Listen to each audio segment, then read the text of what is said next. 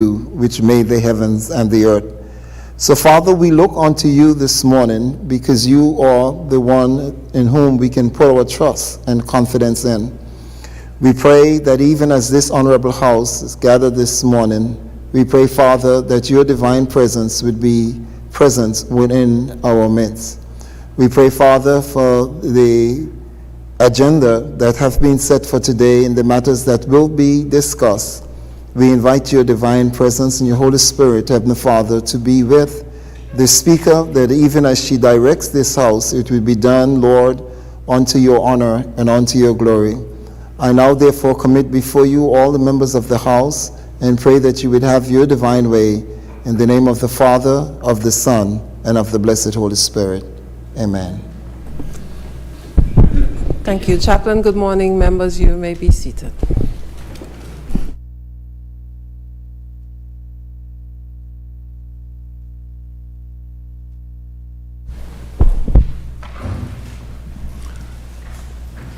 Confirmation of minutes. Minutes of proceedings of the 6th meeting of the 3rd session of the 12th Anguilla House of Assembly.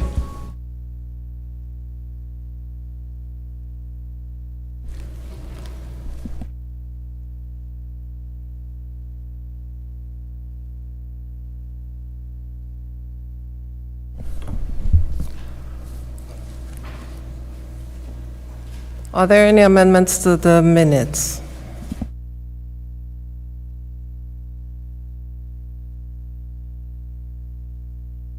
If there are no amendments, can someone move that the minutes be accepted as circulated, please?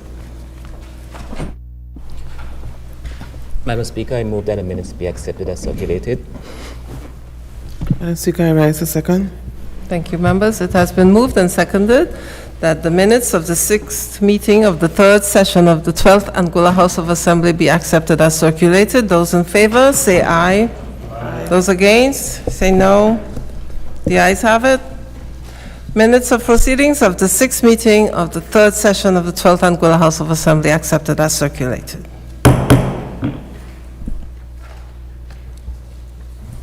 Oath of allegiance to new members, none. Announcements by the direction of the Speaker. Thank you. Just briefly, members, I just want to address the topic of parking for members of the Assembly, because and this has, I know parking has been long established for the members of the House, and I think it's ridiculous to show up at the House every time and I have to drive around and around and around to find parking. So if we can please address that somehow and get that rectified, I would be grateful. I don't know if any other members have the same problem, but I usually do when I show up here. And it's not just on days of assembly, it's on ordinary days also. Thank you, members. Questions? Question 1. The Honorable Member for Valley North to the Honorable Member for Valley South, the Minister of Education.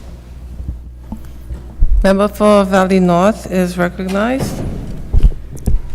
Thank you very much, Madam Speaker. Good morning to the entire Assembly, to those listening via Facebook Live and radio. Question 1. Whereas effective January 15th, 2023, a number of custodians who were brought on during the COVID period were relieved of their duties, and whereas school leadership, parents, and students have commended the work of a number of these custodians, and whereas they have been credited with helping to keep the bathrooms and other communal areas clean, they have assisted with monitoring students during break, lunch, and home time periods. Can the Minister indicate to this Honorable House and to the people of Anguilla, A, prior to their termination, was a thorough assessment done on their work and the effects of their absence may have on school life? B, were principals consulted on the termination prior to the decision being made? C, given that the government revenues are performing above projections, is it possible for the ministry to consider retaining the services of these custodians in the near future? And D, if the decision is made to employ additional custodians, will preference be given to those who were employed before and performed well?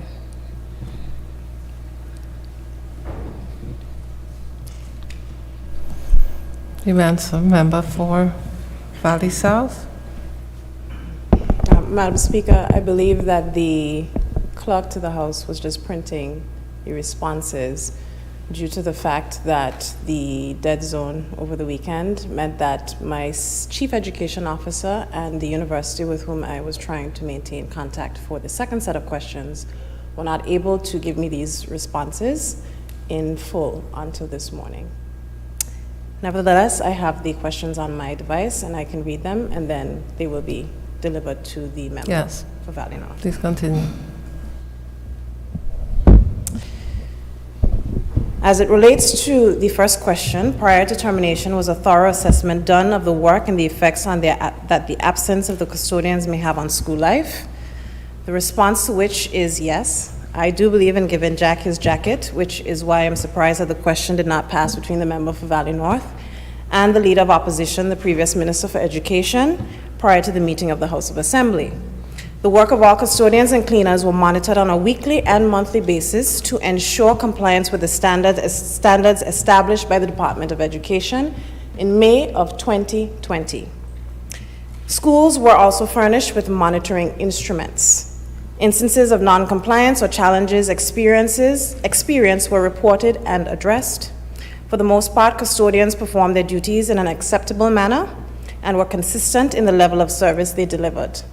The ministry, parents, and schools all recognize and appreciate the work that was performed by our custodians. As you know, between May 2020 and December 2022, the government of Anguilla instituted various COVID-19 related expenditures as part of the pandemic response. The temporary COVID-19 custodians were retained to ramp up sanitation efforts at all schools. The Ministry of Health and the Chief Medical Officer, who have been monitoring the necessity for COVID-19 measures, indicated in November 2022 that given the global efforts in vaccination, testing, and isolation due to the spread of COVID-19, their assessment indicated that the state of COVID-19 in Anguilla no longer justified many of the previous measures instituted. Question B, were principals consulted on the termination prior to the decision being made?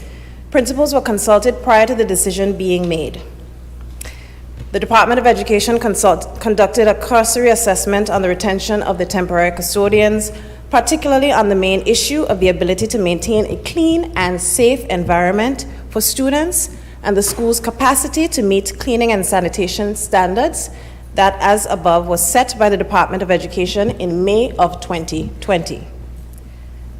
Principals and deputy principals at the various schools were consulted and updated on all matters related to the Department of Education's COVID-19 response. Prior to the decision made on retention, the department held 2 meetings and added to the agenda item of regularly planned meetings with principals to update them on discussions around the continued retention of the temporary custodians and to commence the plan of action if a decision was made not to continue their employment. A 3rd meeting was held after the decision was made not to retain the temporary custodians. Principals, custodians, and other education stakeholders were all made aware that this measure was intended to be temporary. C, given that government revenues are performing above projections, is it possible for the ministry to continue retaining the services of these custodians in the future? The answer to that is yes, you can consider anything. And the ministry has considered retaining the services of these custodians. However, the question does make me question the opposition's ability to make prudent decisions, as they should be aware that we also have to consider the funding of a number of unfunded projects that are critical to the proper functioning of the Albina Lake Lodge Comprehensive School. I can appreciate that these projects are necessary and cannot be abandoned, But this is the aftermath of having to clean up the commencement of a capital project that did not secure enough capital for the project. For instance, the total cost of the construction and relocation of the Albina Lake Hodge Comprehensive School to the quarter site was estimated to be $51 million, increased to $61 million based on international inflationary pressures. Funding for the Albina Lake Hodge Comprehensive School was only secure for the completion of Phase 1, the movement of Forms 3 to 5, the building of a cafeteria, classroom block, teachers' administration block, IT, culinary block, roadworks, and utilities infrastructure at a total cost of $32 million. Only half the amount required to successfully move the entire school. These unfunded projects include the lack of a technical vocational training block. There is no space within our new school for the teaching of technical drawing, electrical engineering, metal work, woodwork, or electronics, an agricultural sciences block, nor a physical education field. Additionally, consideration must now be made for the government to acquire additional lands to facilitate the aspirations of young people to train on a modern track and field facility, since the school was moved to the quarter site by the former administration, despite the express wishes of the landowner to reserve development on that site for sports, and the adequacy of other options provided by the technical staff in Maiku to rebuild the Albina Lake Hodge Comprehensive School at its current site in the valley. To further elaborate, while revenues are getting better, Anguilla is still reliant on the approval of the United Kingdom for expenditure ceilings.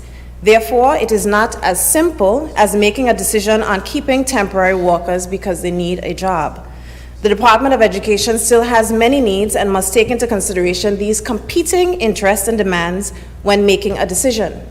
For instance, funding programs for 2023 include expenditure on the Supporting Families program to provide assistance to young people and parents who need support due to problematic behavioral attitudes, which I am sure you can appreciate as a priority given the legacy issues related to safety at the Albina Lake Hodge Comprehensive School.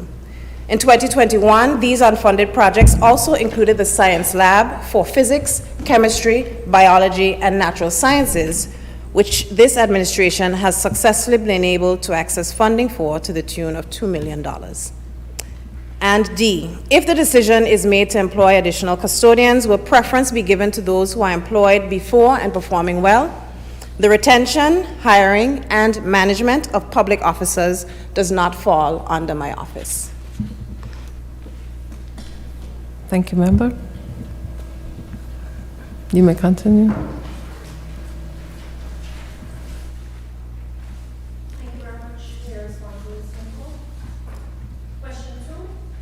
Whereas education continues to be an important priority area for the overall development of all people, and whereas the government of Anguilla would have executed a memorandum of understanding with the American University of Anguilla in or about November 2021, and whereas the American University of Anguilla promotes on its website that it is the best medical school in the Caribbean.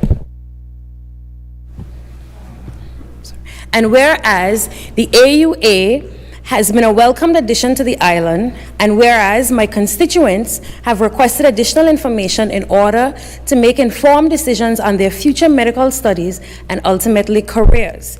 And whereas it is generally known that after 2024, students cannot sit any of the United States medical license examination step exams if they are not from an accredited school. For example, the schools in the Caribbean are either accredited by the Caribbean Accreditation Authority for Education in Medicine and other health professions, or the Accreditation Commission on Colleges of Medicine. And whereas students seeking to conduct clinicals in the United States will be required to do so at teaching hospitals with an Accreditation Council for Graduate Medical Education residency program. Can the minister indicate to this honorable house and to the people of Anguilla what is the accreditation status of the school? This is A. B, where are the students going to do clinicals? Will they be required to do so in the United States or in another country? C, please list the hospitals that the schools have partnerships with. If outside of the U.S., are these academic hospitals that are used to train local physicians as well? D, what happens to the students if they can't get a U.S. visa? Where will they go? E, what resources and plans does the school have to recruit students? Thus far, have any students from outside of Anguilla been recruited? F, what is the history of the sister schools, for example, the school based in Belize that operated by the same management group? Are they accredited? How many of those students matched into U.S. programs? Where is the residency match list for the last year or the year before that? G, is there evidence of students from any sister campuses who have successfully completed their program from beginning to end and has matched and received a license? Inasmuch as an online pre-med may not pass with an accreditation, what plans does the school have to bring the online pre-med to an in-person program? Are the pre-med credits transferable anywhere else for higher studies? If yes, what is the proof of the same? And J, what is the current student population of the school? What are the projections of the student population for the next school year? And has the school met its initial population projections? Thank you.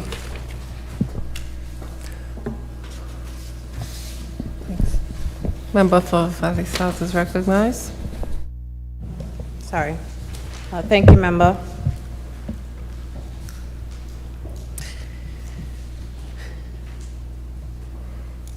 To begin, just to provide a subcontext, Madam Speaker, a number of these questions are not questions that fall under my ministry and have been provided by the American University of Anguilla, and therefore subsequent follow-up questions should also be directed directly to the school.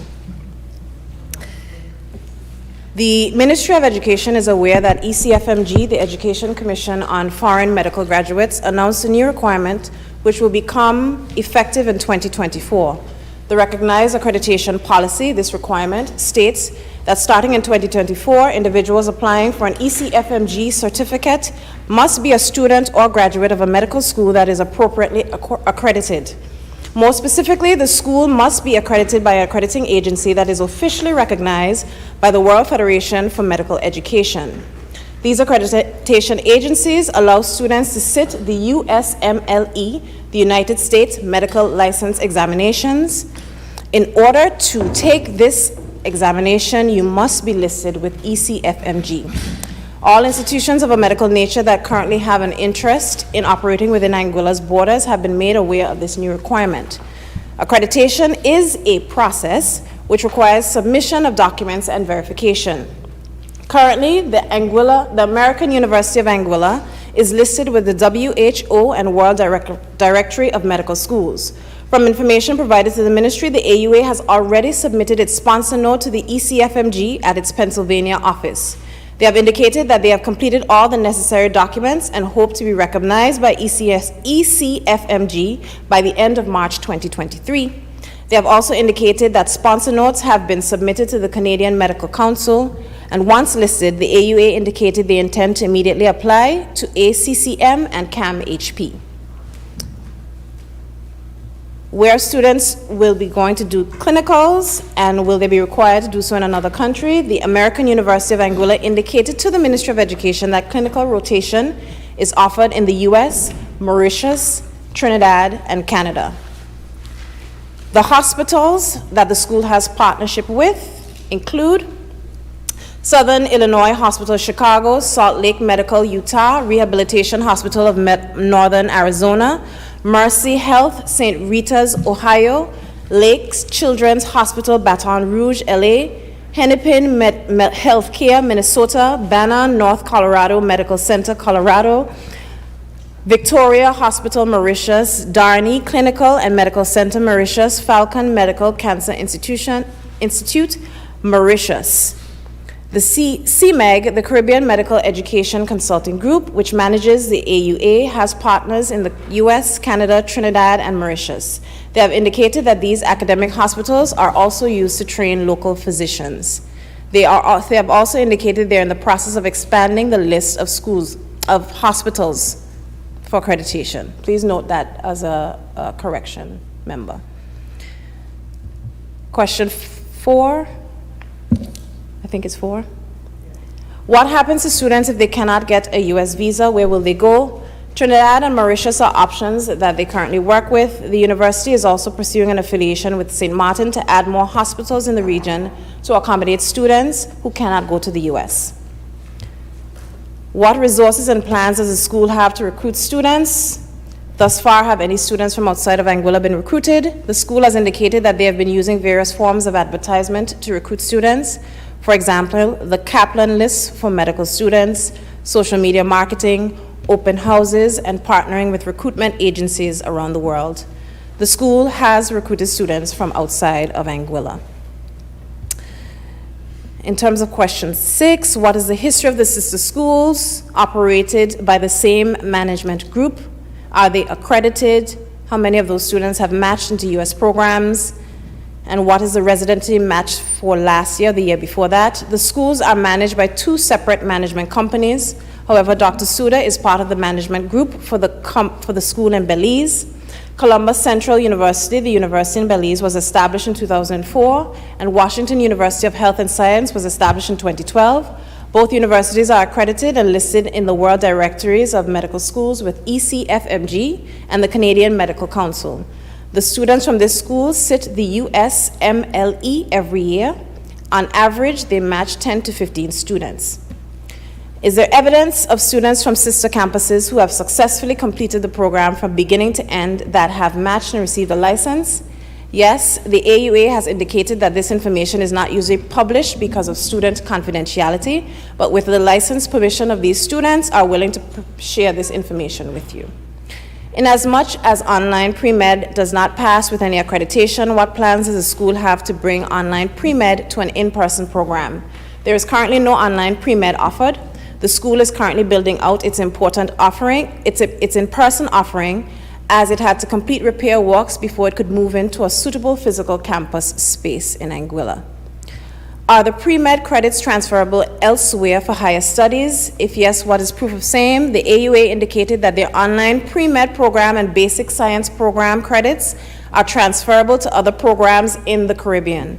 They would like to share that the U.S. medical schools will not accept transfer credits for pre-med and basic science for Caribbean medical schools. What is the current student population of the school, and what are the projections of the student population for the next year? Has the school met its initial population projections? The school currently has 24 students, and their aim is to have 100 students by next year. For a point of reference, the St. James School of Medicine, which operates in Anguilla, started its operation without accreditation and 11 students in 2004. Madam Speaker, am I allowed follow-up questions?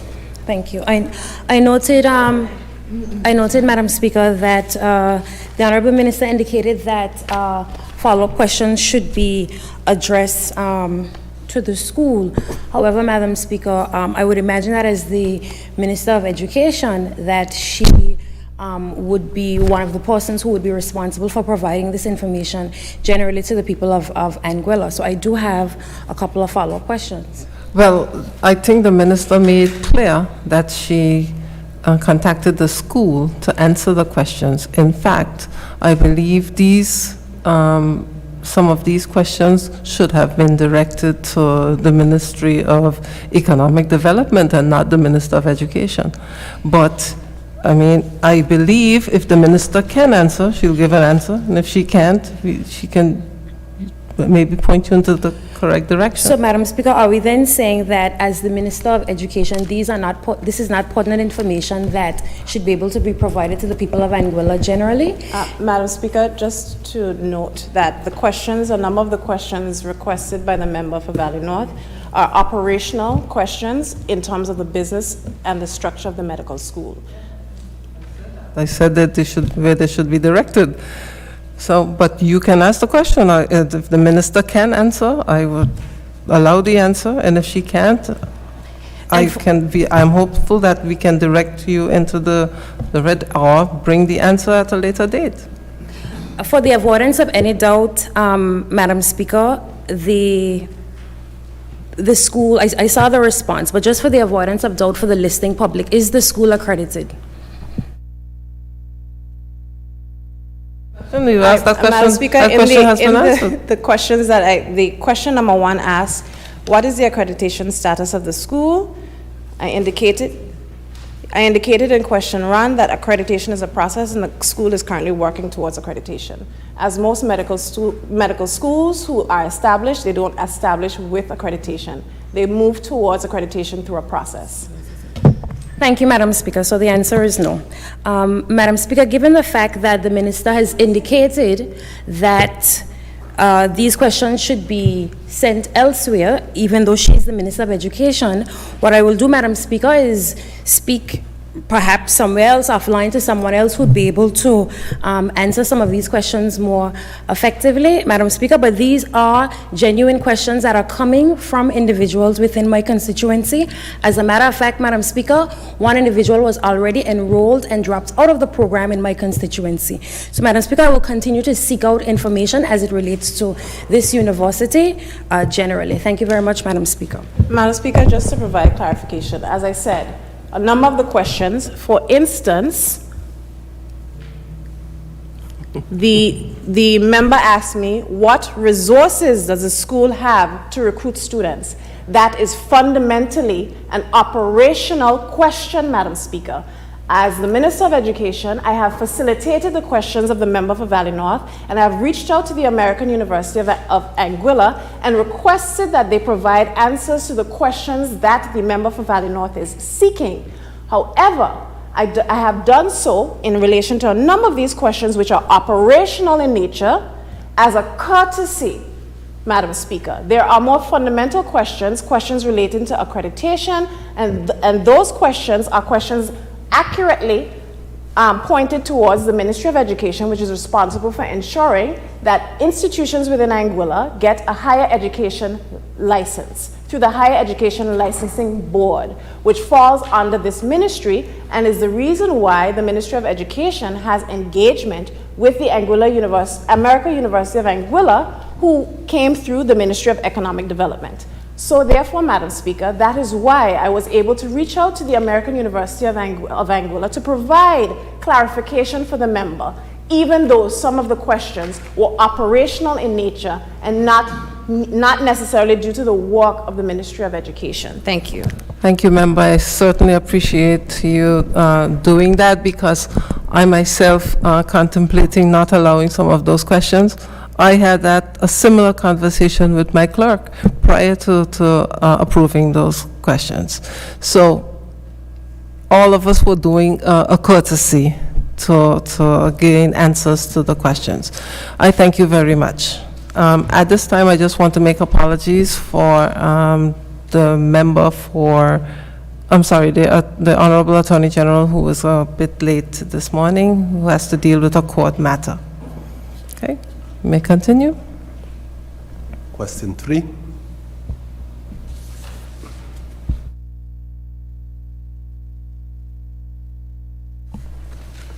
I think that's the Honorable Single Island Oil Electoral District Member, Mr. Kyle Hodge, is recognized. Speaker, thank you. And good morning to the House. Good morning to the gallery, and good morning to all listening via radio or live stream. Question 3. Whereas on 6 February 2023, the government of Anguilla publicly announced that Anguilla was the latest member to join the UK's Ocean Conservation Programme Blue Belt Initiative. And whereas the Minister of Sustainability, Innovation and Environment stated that joining the Blue Belt signals a major step forward in the decade-old aspiration to invest in Anguilla's exclusive economic zone. And whereas the Minister further stated that signing on the Blue Belt program is an opportunity to emphasize the enormous potential of Anguilla's marine economy, which will increase employment, productivity, and add value to the economy, creating job opportunities and improving livelihoods. And whereas from as far back as 2015, some British overseas territories have expressed regret in signing on to the Blue Belt program in the form in which it existed. And whereas Anguillians and residents of Anguilla have expressed concern as to whether signing on to the Blue Belt program will prevent them from fishing on the sea rocks or certain areas located within 50 nautical miles from the shore.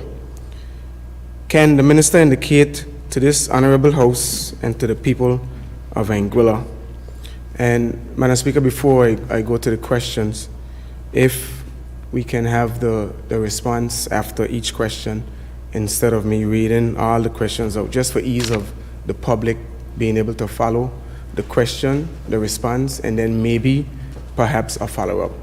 I don't necessarily have follow-ups to every question, but for ease of following, if I can ask question and then I get a response, and then if I have a follow-up, I would appreciate it.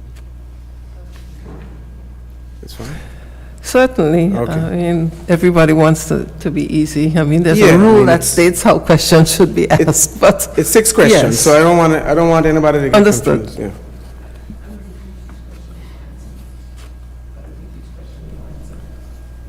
Okay. so each question will be repeated before the answer is given. That's what the Okay. member's saying. So I'll ask them all. Okay. A, did Anguilla sign on to the Blue Belt program? B, what are the specific terms which were agreed to under the Blue Belt program? C, are there any areas of Anguilla's waters which will be restricted from fishing? Is there a written agreement or document showing what the government of Anguilla has agreed to in relation to the Blue Belt program? If yes, why has this agreement or document not been brought to the House, to the Anguilla House of Assembly? E, how much money was given to Anguilla as a result of signing on to the Blue Belt program? And lastly, are you satisfied with the extent of consultation or lack thereof held with our fisherfolk before Blue Week? Single Island Wide Electoral District Member, Mrs. Quincy Gums-Marie is recognized. Thank you, Madam Speaker. To respond to question 1, did Anguilla sign on to the Blue Belt program? Anguilla has agreed to join the Blue Belt program, however, there is no document that has been signed. What are the specific terms which were agreed under the Blue Belt program? That's question 2. The extent of Anguilla's Blue Belt commitment is as follows.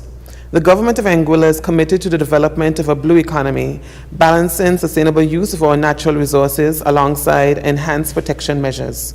The government of Anguilla wishes to join the Blue Belt program and has aspirations to be the Caribbean equivalent of Costa Rica, increasing the protection and sustainable management of our marine resources across our vast maritime area.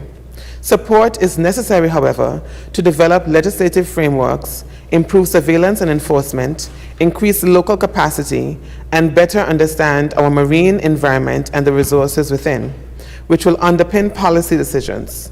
As required under the Blue Belt program, the government of Anguilla commits to putting in place by 2025 a comprehensive research-based marine spatial management framework, which is considerate of cultural heritage and developmental aspirations, but will also include specific areas set aside for maritime protection and management, building on the existing framework of marine protected areas.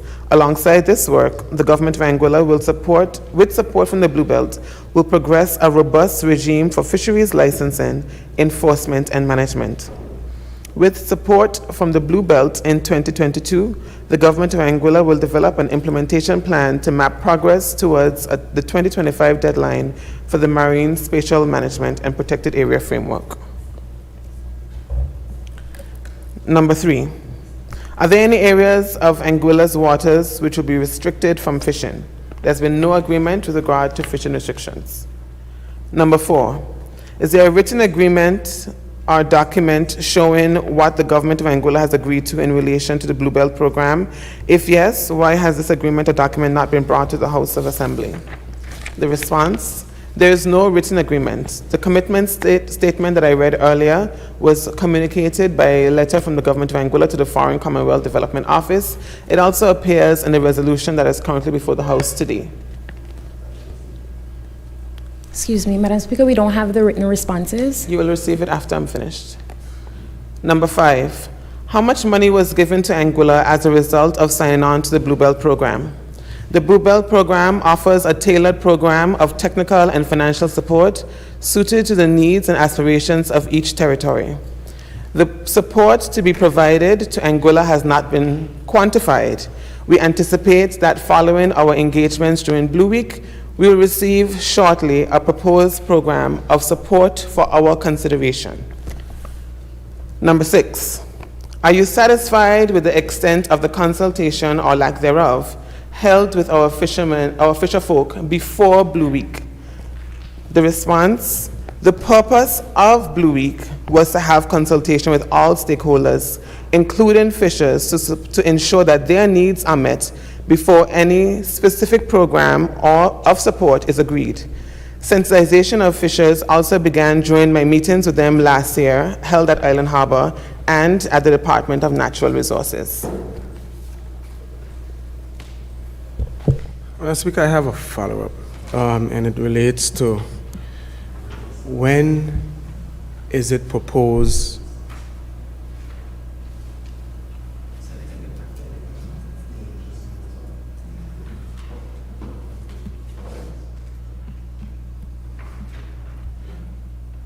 when is the proposed date to have the agreement signed, and will that agreement before signing come to the public, whether through the House, through public consultation, before it is finally signed and agreed upon?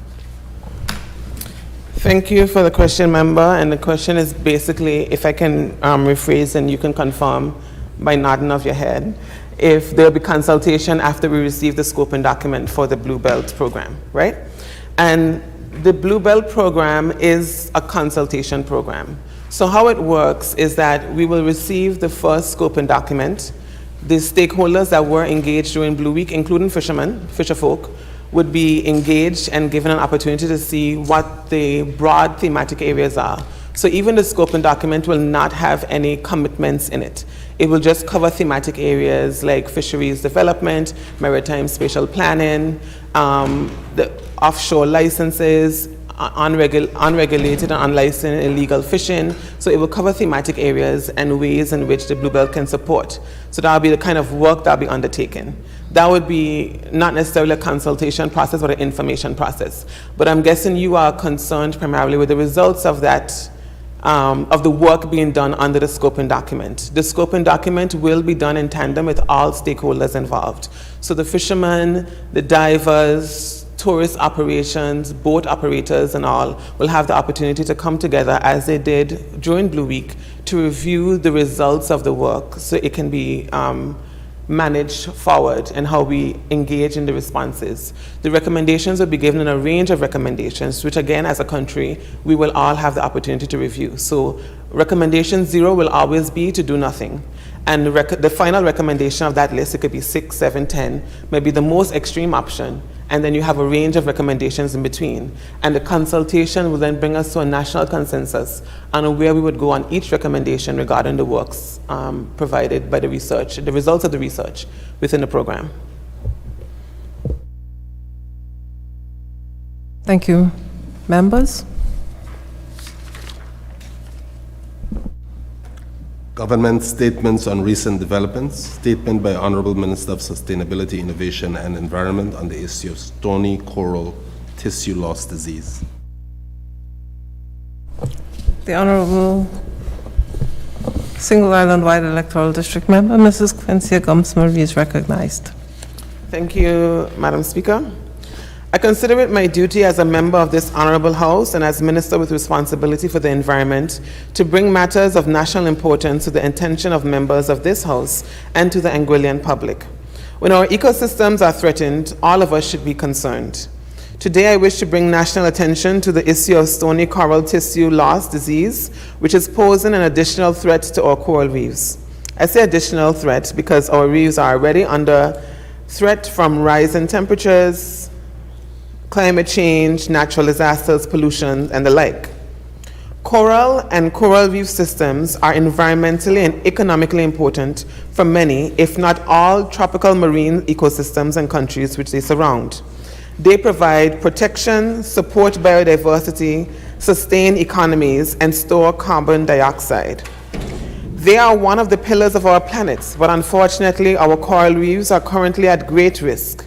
Across the Caribbean and the greater Western Atlantic, a rampant coral disease outbreak is occurring, devastating ecosystems which it infects and has been named stony coral tissue loss disease, and uninformally referred to as COVID of the sea. This disease, which affects the living tissue of only stony corals, is rapidly spreading and has increased the mortality rate of over 22 species of coral in the wider Caribbean region, where in some species death rates are up to 94% once infected. When a coral colony is infected by stony coral tissue loss disease, it can completely die within 6 weeks. With coral growth rates being 0.3 to 2 centimeters a year, a disease which can entirely kill a colony in a matter of weeks is devastating to its population.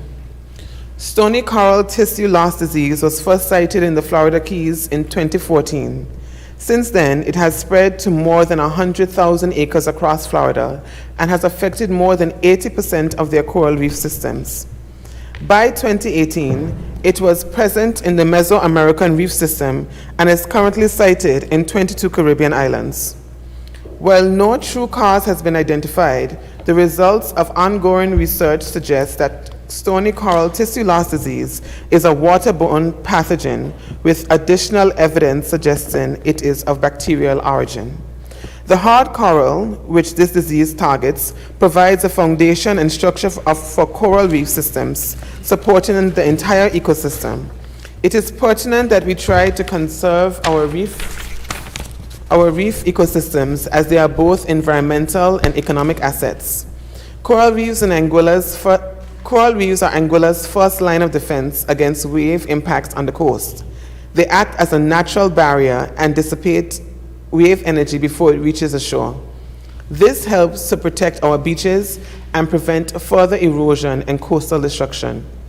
Corals are keystone species in tropical marine ecosystems, having influence on numerous species. Negative effects on the ecosystems can cause a domino effect, impacting species from the bottom right up to the top of the food chain. A loss of our coral reefs will reduce biodiversity and species populations across the world, around the world and around the islands, as both the habitats and food source of many marine organisms will be lost. The spread of this disease will undoubtedly affect our tourism industry, fishing industry, and many other marine-related businesses. Stony coral tissue loss disease is a major threat to one of Anguilla's largest ecotourism attractions. Without scenic underwater landscapes provided by the coral reefs and fish populations which are reliant on the reef as a habitat, frequently visited by dive and snorkel trails utilized by our local dive companies and charter boats, will be lost. Coral reefs are home to some of our most economically valuable fisheries assets, such as lobsters and crayfish. They also house many of our pot fish, which support valuable pelagics through the provision of a food source.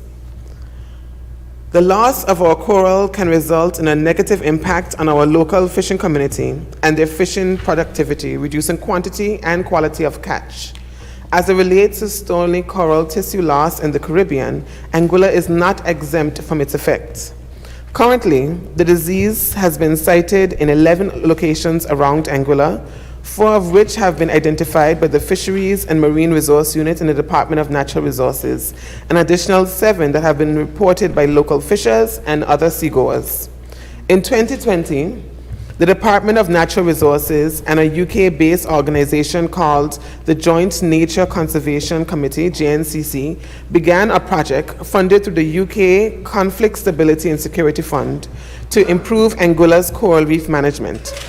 This project funding opportunity allowed the Fisheries and Marine Resources units to allocate a large portion of their efforts towards the monitoring and treatment of stony coral tissue loss disease. In November 2021, a workshop facilitated by the JNCC, the Department of Natural Resources, and coral disease expert Dr. Greta Abbey was extended to staff members of the Department of Natural Resources, members of the fishing community, and members of the Anguilla National Trust. The workshop focused on coral disease ecology, identification, management, and treatment. This provided the Department of Natural Resources with the capacity to conduct fieldwork and raise public awareness on stony coral tissue loss disease. Since the training, 4 monitoring sites have been established with treatment being administered to the infected coral. This treatment entails trained persons administering a chlorine-based paste to the infected area of the coral. This paste that kills that section of the coral as well as the disease before it can progress any further. The thought behind that is that sacrificing a portion which is sure to die to save the overall colony has benefits. When the team visited the sites that they treated, they found that the administered treatment was successful in all but 1 colony. With the knowledge attained from the workshop, along with the new information gained through training held in the Cayman Islands, the Fisheries and Marine Resources Unit began conducting public outreach in 2022. The first stage was targeted towards fisherfolk, aiming to communicate with persons who are familiar with Anguilla's marine environment. Outreach consisted of a questionnaire with the goal of gauging persons' knowledge around the stony coral tissue loss disease, identifying areas of possible infection, as well as increasing individuals' knowledge around the topic. Throughout the process, efforts were made to also inform young persons in hopes of impacting a generation with heavy influence on Anguilla's future, as well as reaching a wider audience through their interaction with family and friends. Officers from the Fisheries and Marine Resource Unit gave a total of 10 presentations to the students of the Albina Lake Hodge Comprehensive School. Through these presentations, the unit was able to relay information on the importance of coral reefs, what is stony coral reef tissue loss disease, and ways in which they can contribute to the fight against this disease. Along with the presentations, a booklet designed by the GNCC Common Coral Species in Anguilla and Diseases Identification were handed out to the students, with them providing them with additional information. So I think each member should have a booklet like this. Do you have one, Madam Speaker? You can have mine. I have another one. And it identifies the different corals on the island. It's very useful because you can also go underwater with it. So if you were to get into diving, Madam Speaker, you can use this and you can identify all the coral that you see underwater. These booklets were specific to Anguilla, using photos taken in Anguilla, and have also been circulated to the general public. Members of the public are reminded that these booklets are still available at the Department of Natural Resources. Although the department has managed to conduct surveys and treatments through the collaboration with local fishers and boat owners, of which the team is extremely grateful, the efforts needed to combat this disease goes beyond the capacity of a single agency and requires a community effort. To aid in combating stony coral tissue loss disease, we ask that persons be on the lookout for the presence of the disease or abnormalities on coral within our waters, which can be identified using the previously mentioned JNCC booklet. If persons suspect that there is disease present, please contact the Department of Natural Resources, Fisheries and Marine Resource Unit and provide the following information when possible. Report the date of the sighting, its approximate location or GPS coordinates if possible, the species of coral affected if known, and the extent of the infection. When visiting or exploring reefs, persons are advised to rinse their equipment, especially when multiple sites are visited, to reduce infection rates. If visiting multiple sites, visit non-infected sites first to prevent the spread from disease to non-disease areas. For boat captains, please refrain from pumping bilge and a non-infected area after visiting an area suspected of having stony coral tissue loss disease. Due to the seriousness of this disease and the effect it can have on both our environment and economy, we encourage everyone to be informed and urge persons to contribute to the fight against stony coral tissue loss disease, to stay alert, be cautious, and help sustain and conserve one of Anguilla's greatest assets, our coral reefs. Thank you. Thank you, member. Now, this statement falls under Rule 27, and it allows for 5 questions. So are there any questions for the member at this time? The Single Island Wide Electoral District member, Joseph Antipole, is recognized. Thank you, Madam Speaker. Good morning to yourself. Good morning to my colleagues in the House. Good morning to those listening. To the Minister, thank you very much for this information packet and your presentation thus far.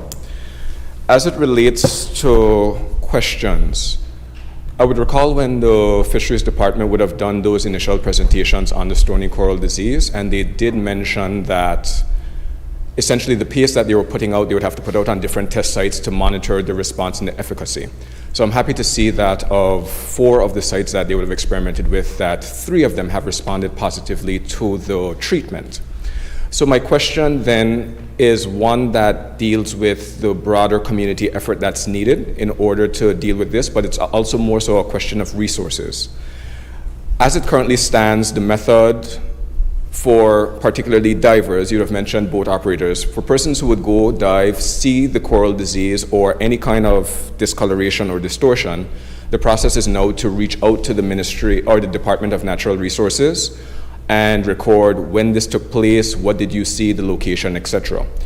Is there potential scope out there for us to be a bit more proactive? And this is when I say I don't know when it comes down to resources in terms of administering the piece beforehand, how chemically intrusive it is, how technical it is.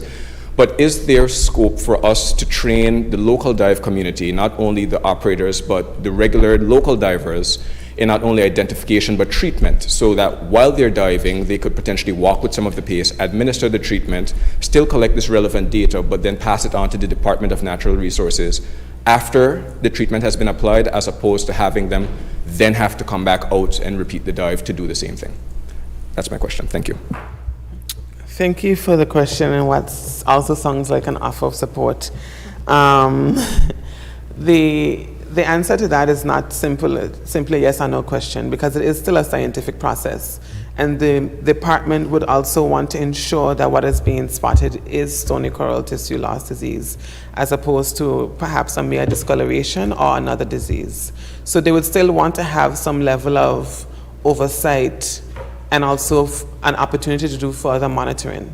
I do see that there's scope for collaboration and training, but I think after, I guess, extensive level of training and to be able to spot and identify correctly, they also want pieces of the coral to do pathology tests on, as well as we send it off to different scientific units to assist us in ascertaining exactly what's the nature of the disease and give us further information on it.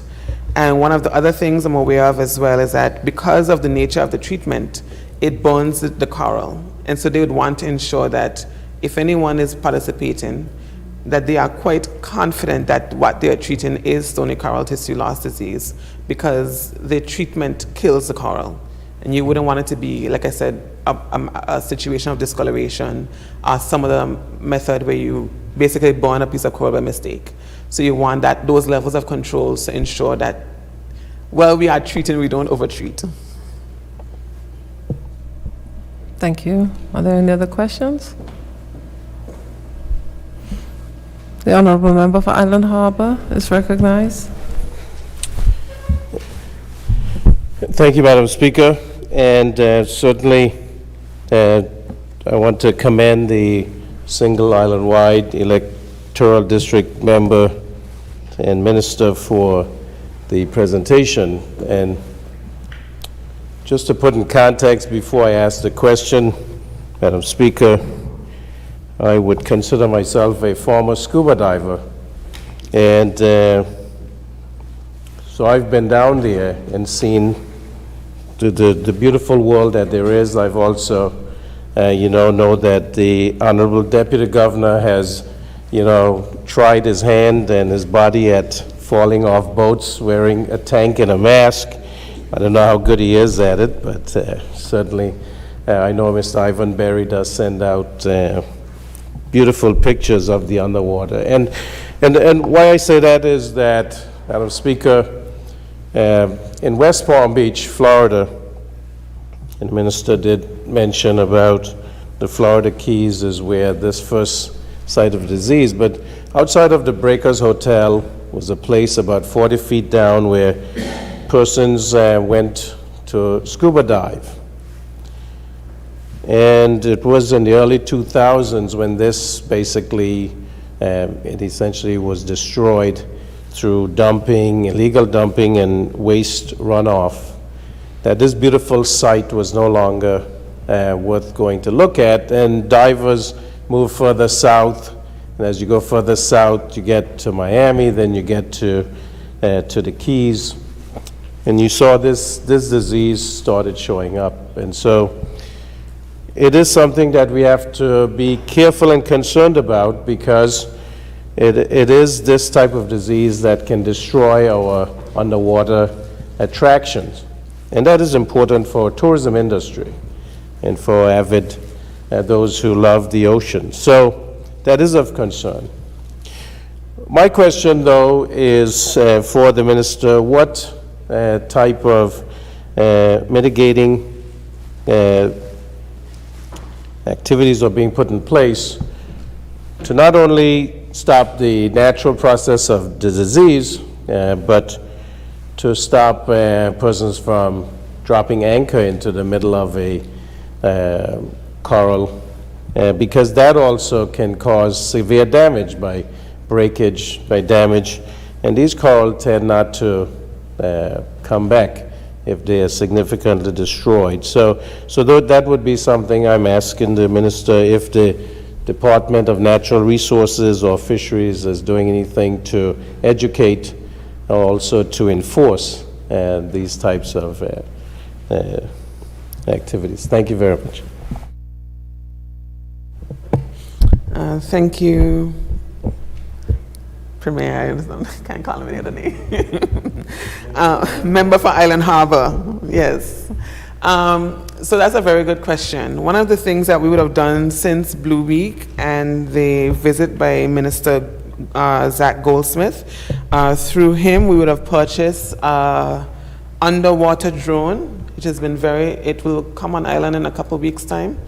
That would be very beneficial to our ability to monitor, because when we have our scuba diving gear, it is you have to come down, you have to do so much, you have to make sure you have enough oxygen and all these other things. And now we can go to a certain spot and monitor our underwater activities without actually being underwater, and from the boat actually see what's there. So it's a major step in our ability to collect data. And one of the benefits of joining the Blue Belt member is that we will have an opportunity to engage in proper maritime spatial planning, which help us to demarcate those zones and protect our reefs. So we have no anchoring zones. Also gives the department a better opportunity to manage, because what we have right now is a series of paper parks where we have saying that you shouldn't do certain activities to protect the areas, but we have no ability to manage. So we are engaging in more collaborations outside of the Blue Belt program, actually, multiple agencies to help us to meet that pitfall, that funding pitfall that exists right now, to help us to proper manage our ocean resources. And I'm happy that the member came back, because one of the additional concerns we have with engaging persons from the community to assist with the stony coral tissue loss disease is that it is by touch. So if the correct cleaning mechanisms aren't done when you deal with an infected area and you visit another site, you may end up unintentionally spreading the disease throughout. So it's a matter of managing and ensuring that there are proper protocols in place for the engagement with our coral. Are there any other questions for the member, sorry?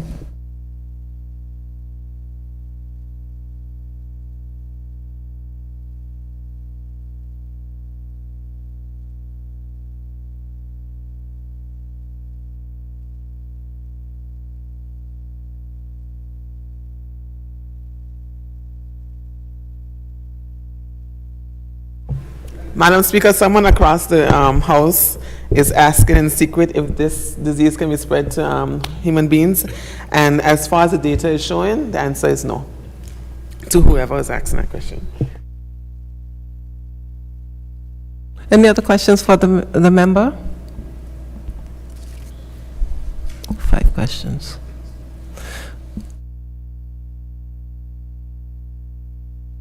Okay, if there are no other questions, we'll move on to another statement that I am happy to entertain to this House, because we were all affected by this during the week, including this honorable House. We couldn't meet. We usually have a weekly meeting with the Speaker's Office UK and our planning team for our Speaker's Conference, and we were unable to do that. So I invite now the member for Road South with his statement. Thank you very much, Madam Speaker, and also thank you and other members of the House for allowing on short notice for this statement to be added to the agenda. Madam Speaker, as you know, as a Minister of Communications, I rise this morning in this honorable House to confirm that on Saturday, 18th February 2023, the subsea cable at Crocus Bay was cut by 2 ships' anchors. This damaged the submarine fiber, resulting in the loss of both local and international communications on the fixed and mobile networks for both our telecommunications operators, Flow and Digicel. Madam Speaker, it was like a perfect storm. On the same day, I was advised that a backup link established with our partners in Saint-Martin that would have allowed continued service to our fixed and mobile networks also failed. Consequently, all telecommunication services were offline for a short period of time. Madam Speaker, I must highlight that these interruptions, though first time in Anguilla, is not unique to the telecommunication world and operations around the world. For example, in Tonga, in January of 2022, a volcanic eruption caused damage to the submarine fiber that resulted in telecommunications outage for 1 week. Madam Speaker, in Anguilla, we were fortunate to have some level of communication restored within 6 hours and fully restored within approximately 2 days. I was assured by the telecoms operators that a team of divers and technicians immediately investigated the extent of the damages and commenced restoration efforts. Madam Speaker, I must extend my gratitude to our neighbors and partners in Saint-Martin who responded to the call and ensured that the backup link was restored in short order. This allowed us to regain access to mobile and mobile services. I would like to thank the teams at Flow, and in particular, Jade Raymond, who came to my house early Saturday to advise me of the damage, and to Digicel at Anguilla, who worked assiduously to ensure that communication services were restored for the Royal Anguilla Police Force, the Princess Alexandra Hospital, and the Anguilla Fire and Rescue Service. In addition, the Public Utilities Commission authorized an emergency spectrum. Madam Speaker, leadership in telecommunications is essential as we are in the information communication technology age. That is why, Madam Speaker, a meeting was convened on Monday, the 20th of February, following the telecommunications outage by the MICU and a PUC at the Ministry of Infrastructure, Communications, Utilities, Housing and Tourism, with the senior management from the telecom operators, the Public Utilities Commission, and the MICU team, including myself.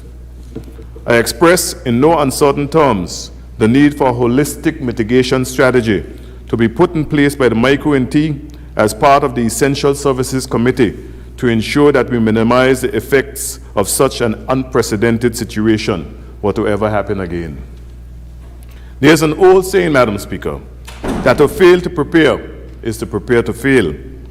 I remain steadfast that the team at micro-NT and the PUC, with the cooperation of the telecoms operators, will be prepared. Madam Speaker, the micro-NT and the PUC will establish a strategy for the way forward. The telecoms operators will be installing additional backup links with increased capacity, and we will be back stronger than ever. Micro-NT and the PUC will commence a series of meetings with the telecoms operators to provide a more robust and redundant link to ensure that our services stay online. The Micro-NT Essential Services Committee will update existing agreements and draft new ones to ensure that synergies are aligned with restoration efforts among all stakeholders. The Government of Anguilla, Micro-NT and PUC has discussed acquiring additional equipment for emergency use and revisiting existing legislation. Madam Speaker, in closing, I am happy to state that of yesterday, following the meeting at Micro-NT, all services has been restored. I must extend my gratitude to my fellow Anguillians for their patience during this unprecedented telecommunications outage. I must also say thank you to the teams at Flow and Digicel Anguilla, the senior management at the PUC, and my team at Micro-NT. Thank you, Madam Speaker. Thank you, Honorable Member. I will allow 5 follow-up questions. The Single Island White Electoral District Member, Mr. Kyle Hodges, recognized. Thank you, Madam Speaker. Yeah, I just want to know if there's any plans in place to now correct the negative press, the negative information that is widespread. For instance, you have several news sites saying that Anguilla would be out of telecommunications for up to 10 days. Whereas now, the response, which is commendable by Flo and team, that they did damage control and they were able to fix the situation within 2 days, just about 2 days. So if we can get this information clearly out to all those sites, because it clearly can affect tourism. If I'm a traveler to Anguilla and I see an article saying they will be out of connectivity for 10 days, I ain't going again. So how are we now correcting and doing damage control? And how are we going to prevent, future instances of this happening? Are the zones clearly marked? Because to my mind, we should have these areas marked out and properly labeled so that it doesn't occur ever again. Thank you for your questions, Member. As a matter of fact, we have communicated not only with the fake news media, Madam Speaker, but also to our marketing team and to the tourism partners. So they are well aware. We have been engaged with all of the tourism stakeholders to ensure that the message is clear, that we are up and operational and open for business. As it relates to the breach that occurred, or the damage that occurred, it ties so good into what we just embarked upon in terms of Blue Week and ensuring that these spaces are secured. But I must say that these areas are already demarcated. Not only are they demarcated as no anchor zones, but all of these yachts, all of these ships have equipment on board that clearly shows where the fiber is laid along the seabed. So we are still investigating. We have found the ships that did the damage, and we're investigating it further, and we will be able to report to the people what remedial action has been taken.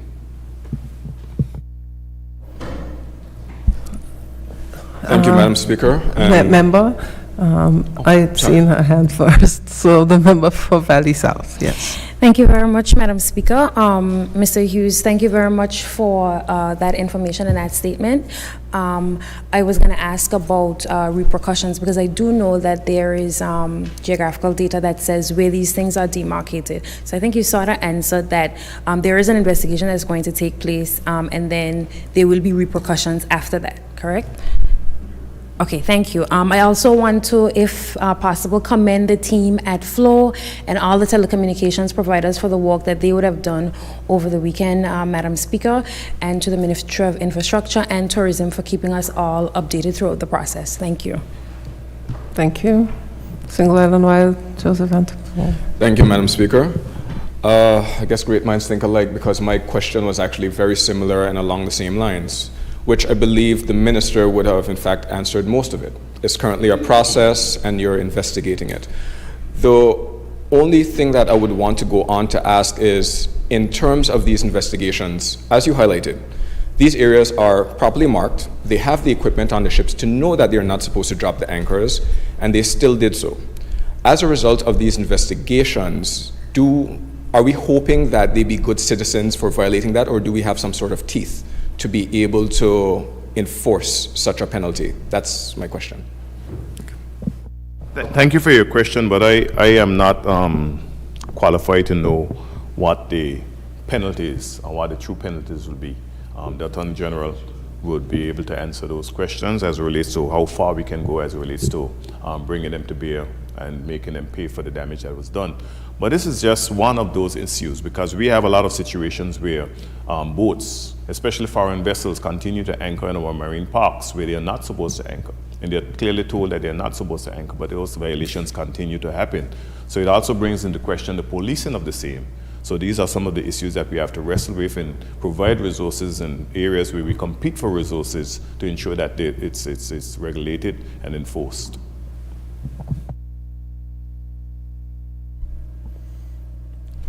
Single Island Wild Electoral District Member, Mrs. Quincy Gomes-Marie is recognized. Madam Speaker, this is not a question, it was more a statement. Can I continue? Yes. Okay. No, I'm just trying to complement the response given by my honorable colleague in relation to the response for breaching of the zones. This falls under the Fisheries Management Act, and it again highlights some of the needs we have to modernize that legislation and properly manage those zones. So I just wanted to show that there is work ongoing on that, and my ministry is working with the Attorney General's chamber to get that done. Thank you.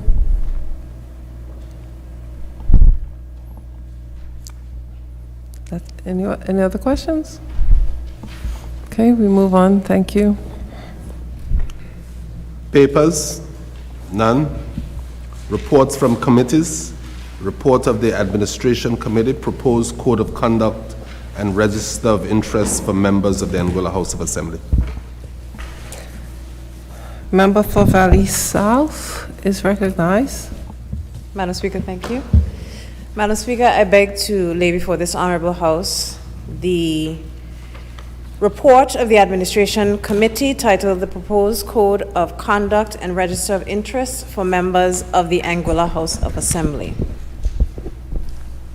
The Administration Committee of the Anguilla House of Assembly has developed a draft Code of Conduct and Register of Interest for members of the Assembly.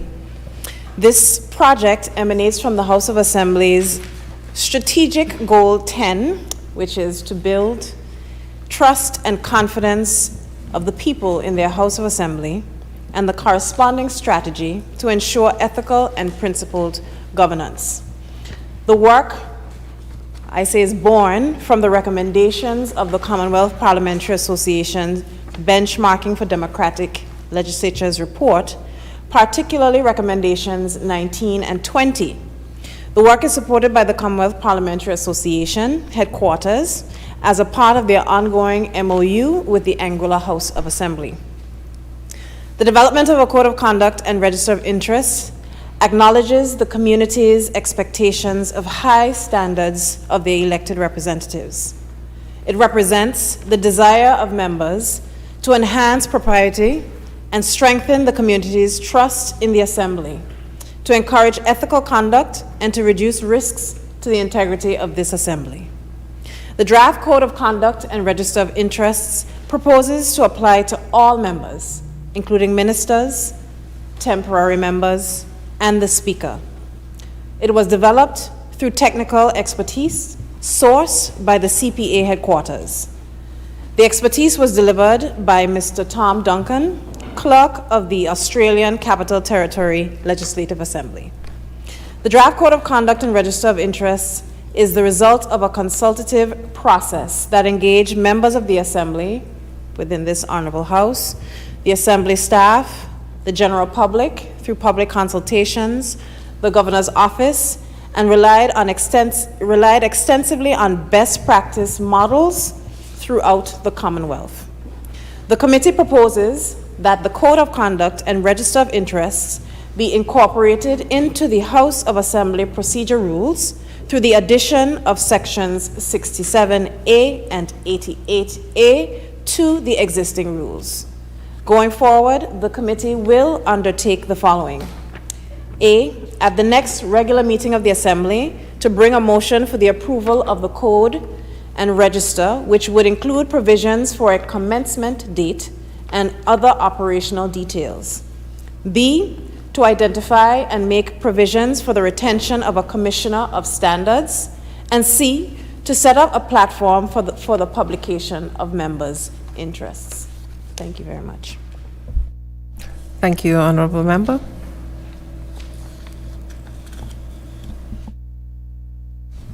Petitions?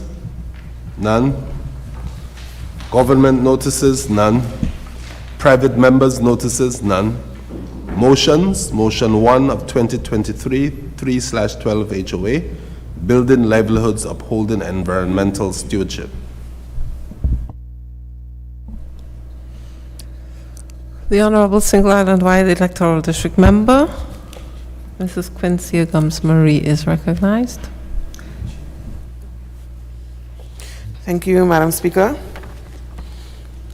Madam Speaker, I beg to move the following motion, number 1/2023/3-3/12 HOA, Building Livelihoods Upholding Environmental Stewardship.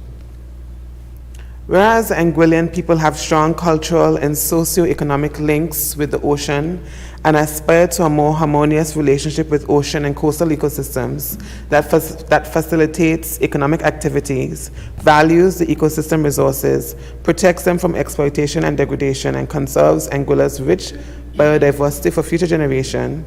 And whereas the government of Anguilla is committed to the further development of the blue economy defined by the World Bank as the sustainable use of ocean resources for economic growth, improved livelihoods and jobs while preserving the health of the ocean ecosystems. And whereas Anguilla is an associate member of the OECS and supports the principles for environmental sustainability in the OECS outlined in the St. George's Declaration, and further supports the revised St. George's Declaration, commonly called SDG 2040, which proclaims the, quote, principles of sustainable development by which human conduct affecting the environment in the Eastern Caribbean is to be guided and judged, unquote. And whereas the government of Anguilla adopts the 2040 consensus of the OECS member states outlined in SGD 2040, and in particular the following statements, quote, persuaded that the effective management of environmental resources at local, national, and regional levels is an essential component of the sustainable social and economic development, including job creation and sustainable livelihoods, a stable society, a buoyant economy, and sustaining viable natural systems on which all life depends. Firmly convinced that the well-being of humanity depends on maintaining a healthy environment with all its ecological systems, a rich variety of plants and animals, fertile soils, pure waters, and clean air, and that the peoples of the OECS member states are entitled to a healthy, resilient, and productive life in harmony with nature. Affirming their shared commitments to the principles of sustainable development in order to minimize inherent environmental vulnerability, and further, that they remain actively committed to working in close collaboration with civil society at all levels, aware that climate change poses an existential threat to mankind. Adopt to these ends the revised St. George's Declaration, of Principles for Environmental Sustainability in the OECS, hereafter called SGD 2040, and the commitments contained herein, unquote. And whereas the government of Anguilla established the Blue Anguilla Bang Task Force in February 2021 to harness economic growth opportunities for Anguilla from our marine resources, specifically economic benefits in the area of fisheries, aquaculture, transport, tourism, renewable energy, and ocean biotechnology.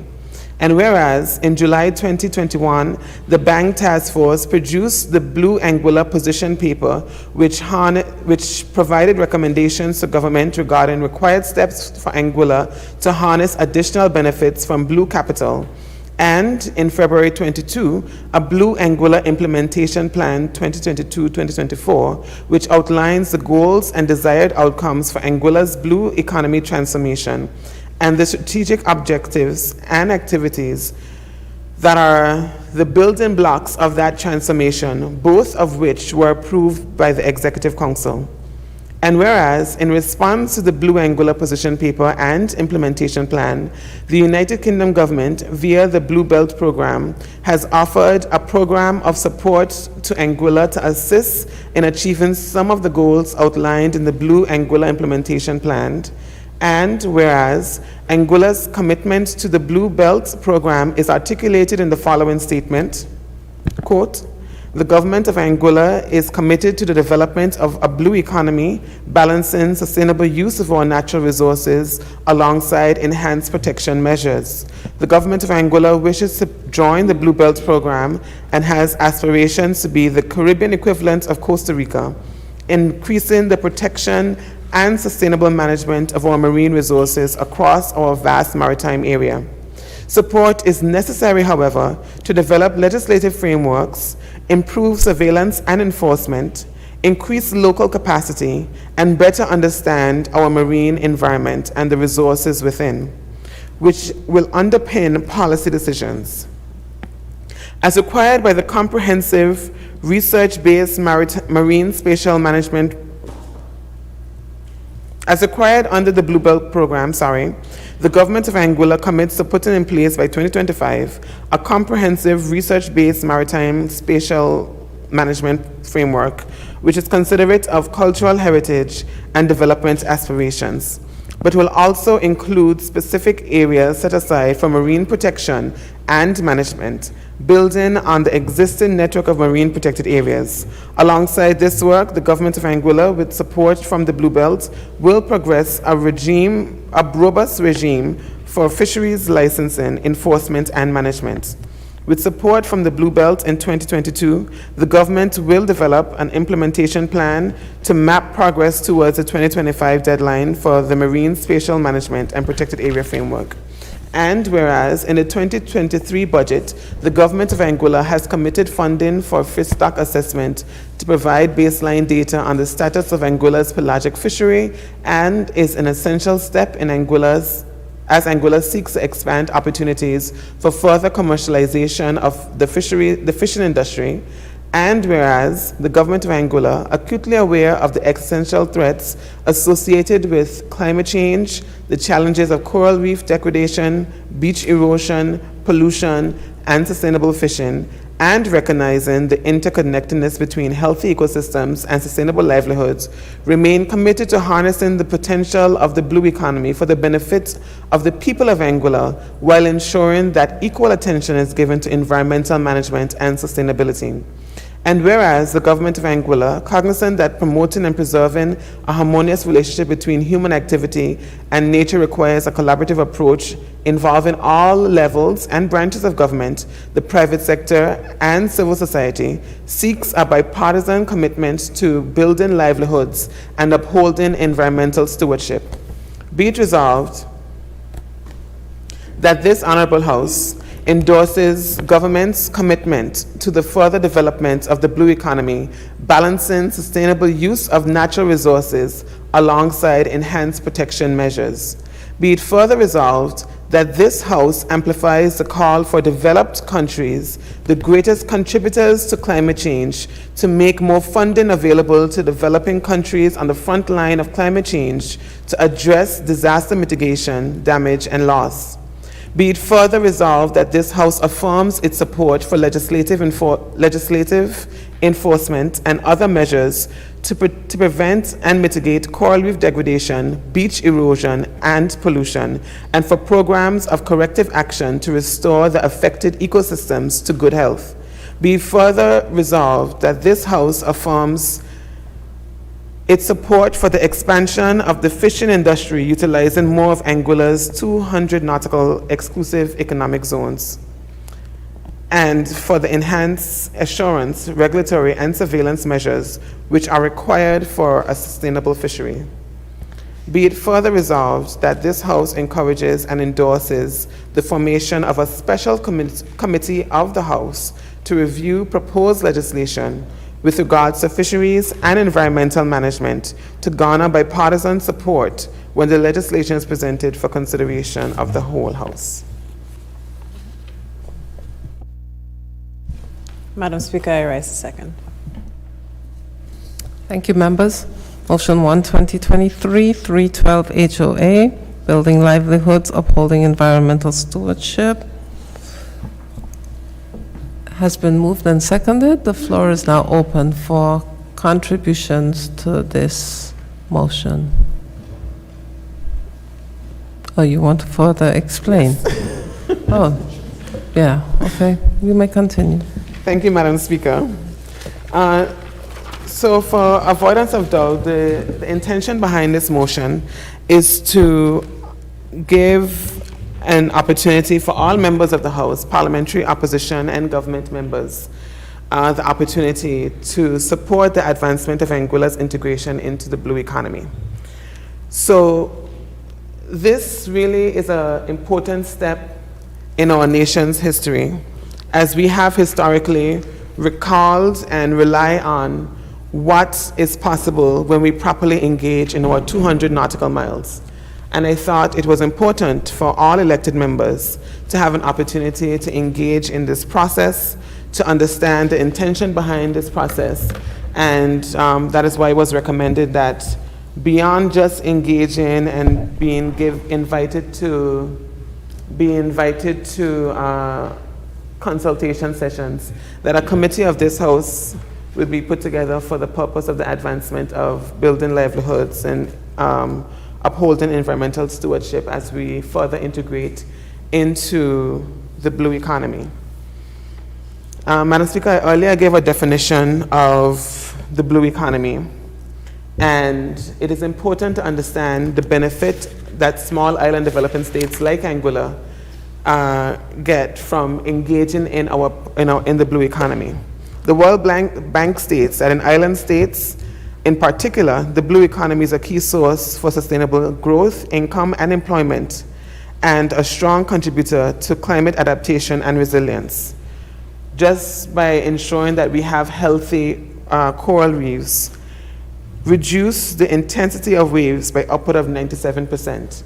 Given that Anguilla is a coastal economy, the majority of our real estate is situated on the coast, we must see the need for having healthy oceans as a first line of defense in the war against climate change.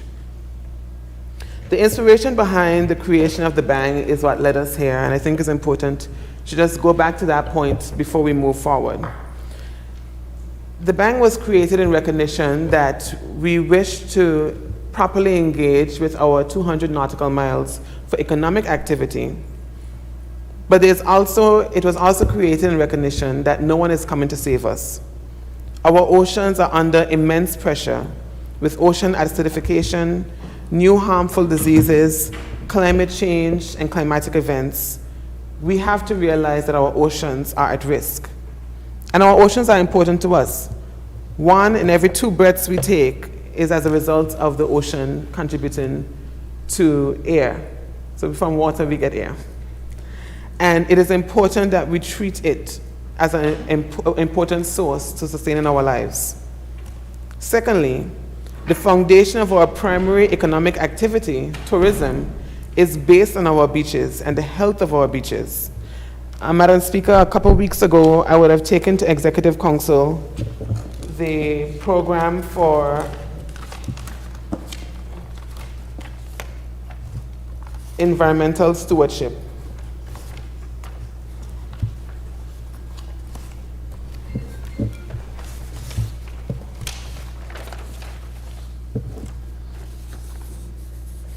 The background of that program is that in keeping with the goals of ocean and terrestrial health as important components of Anguilla's environmental agenda, the Ministry of Sustainability, Innovation and the Environment proposed to launch an environmental stewardship program geared towards tourism-based businesses, recognizing the importance of the environmental protection and the need for government and private sector to collaborate to maintain healthy ecosystems. The program aims to encourage tourism-based businesses to be good environmental stewards. So some of the criteria that we will be judging, Madam Speaker, would include waste disposal practices, involvement of guests in environmental activities, the greening of the operations, support of the local communities and fisheries, support of national environmental efforts, coastal and terrestrial management, and disaster resilience. So all of the tourism-based companies that join the environmental stewardship program will be judged on this, and then we would judge them throughout a 2-year course by giving them a gold, bronze, or silver award that they can display to their guests and proudly show that they contribute to Anguilla's environmental well-being, whether on land or at sea. The reality also, Madam Speaker, is that our economic growth, because we rely on blue tourism, is indistinguishable from our blue agenda. So we must treat it seriously. And the reality also is that elections have been won and lost on the topic of economic diversification. While we look at matters of conservation, we are also seriously looking at how we can build on and expand on the fisheries industry in Anguilla. This is an important step, Madam Speaker, because when we look at initiatives like the Bluebell program and all the other initiatives that was discussed during Blue Week, we would realize that the legislative components that we seek to advance, some of which were highlighted here in terms of maritime spatial planning, matters of illegal, unregulated, and unreported fisheries and on-waters aggression, matters of satellite monitoring of our oceans, building of local capacity. One of the partnerships that we have with the fishmongers will allow fishermen to travel to any fisheries destination in the world for up to a month. That will be covered by the fishmongers program so that they can have exposure and build their capacity and come back here and build our fisheries industry. And also engage in maritime protected areas are key to our development in the blue economy. The reality is that we do not know what's out there. If you do not know what's out there, you cannot protect and you also cannot engage. And ensuring that we have proper management is where we are looking to go from this point forward. Madam Speaker, you'd also note that last year when I brought the beach erosion project to this honorable House, I would have mentioned that I'll be coming back to you for a special sitting of the House to be had during Blue Week, which was last month. You and I both know there have been multiple communications in trying to organize a special sit-in, and unfortunately, this sit-in was outside of Blue Week. But the intention was to have it there so that we could have made that declaration, a whole House declaration, if the opposition is minded to support our advancement into the blue economy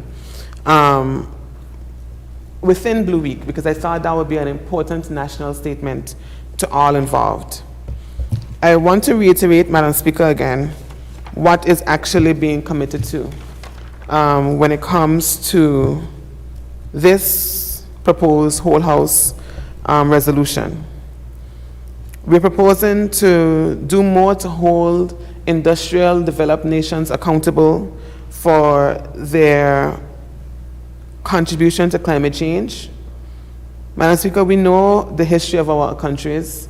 and how most, or if not all, of our Caribbean countries have had some level of slavery. And after slavery, we were left to build on what was left. And as we are trying to get see our way forward, climate change is now taking those opportunities away from us. Climate change directly as a result to those who have historically enslaved us. This is the reality that we face, Madam Speaker. We also hope to commit to supporting legislative advancements for the protection of our oceans. This again will be something that will be facilitated through the formation of the special committee of the House, so that all members can have the data and the information to understand what is being proposed in the proposals for legislative advancement. Madam Speaker,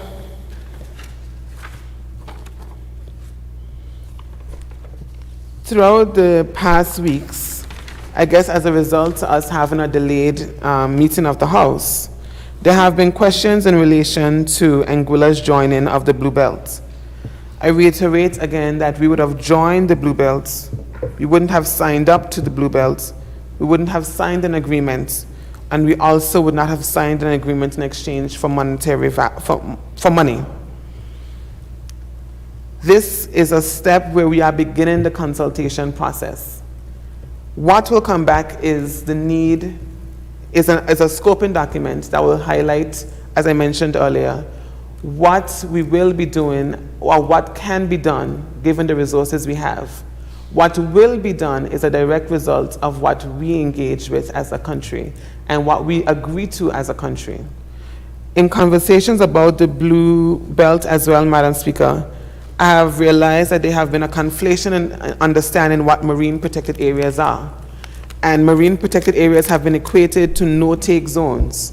There are different kinds of marine protection initiatives that can be done. Anguilla is already 100% marine protected. We have no trawling in any of our waters. That is a marine protected initiative. We have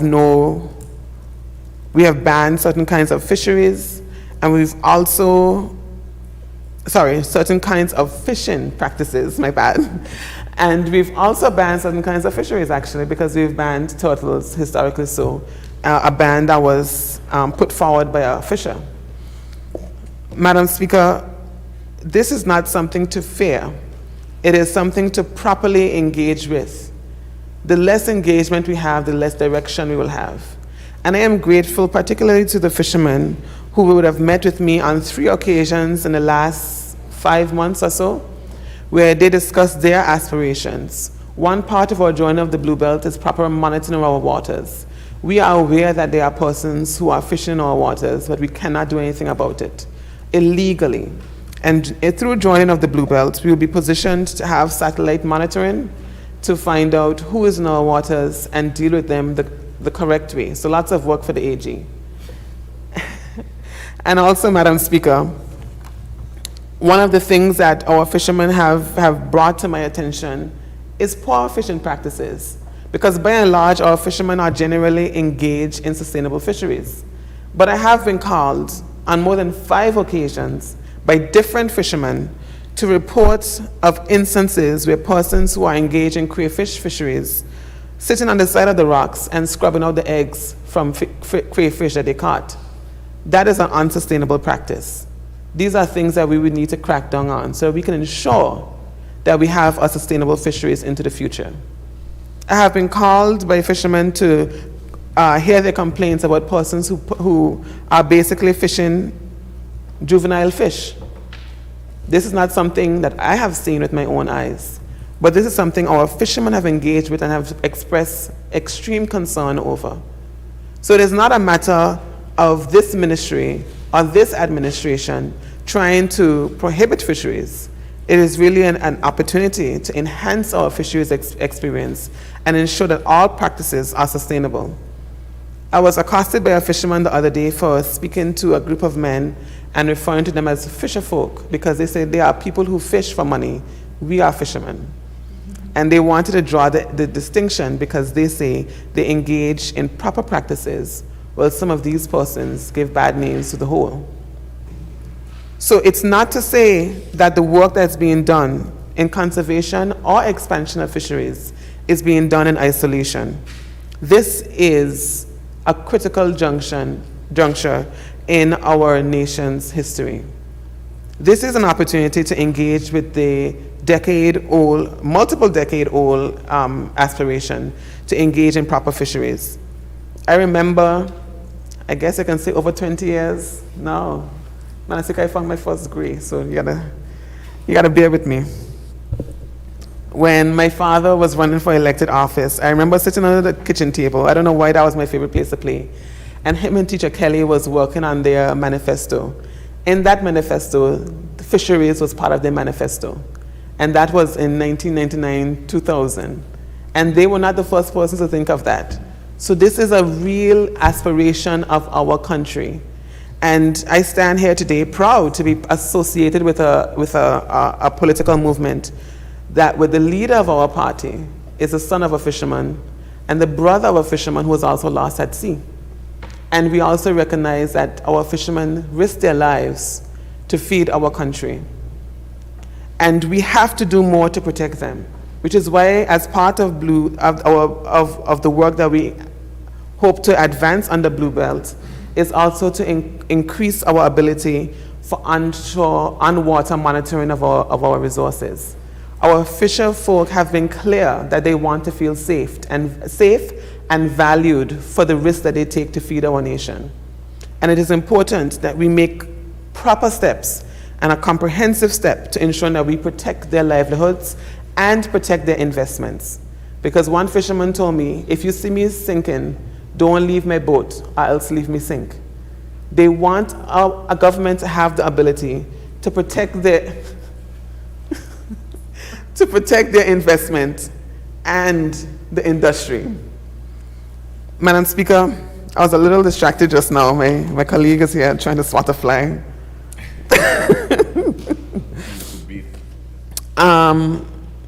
The other thing I want to mention, Madam Speaker,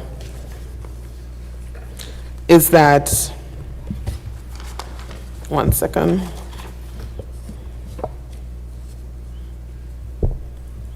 The work that we are doing is also with the aspiration to get Anguilla Marine Stewardship Council certified. And what that means is that we are doing the work to develop the legislation necessary, collect the data necessary, and all of the works necessary to ensure that Anguilla's fish can be sold internationally. We understand that right now, even if we were to increase the work that we are doing to support fisheries in further afield, that we can't sell the fish far beyond Anguilla. That is our reality.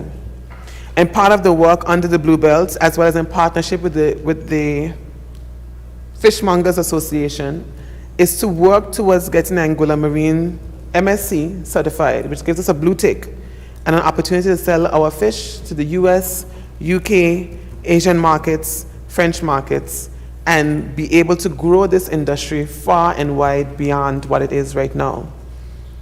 A topic that has been given mixed reviews as well is the sale of fisheries licenses. Some persons feel like all of our waters should be reserved for Anguilla fishermen.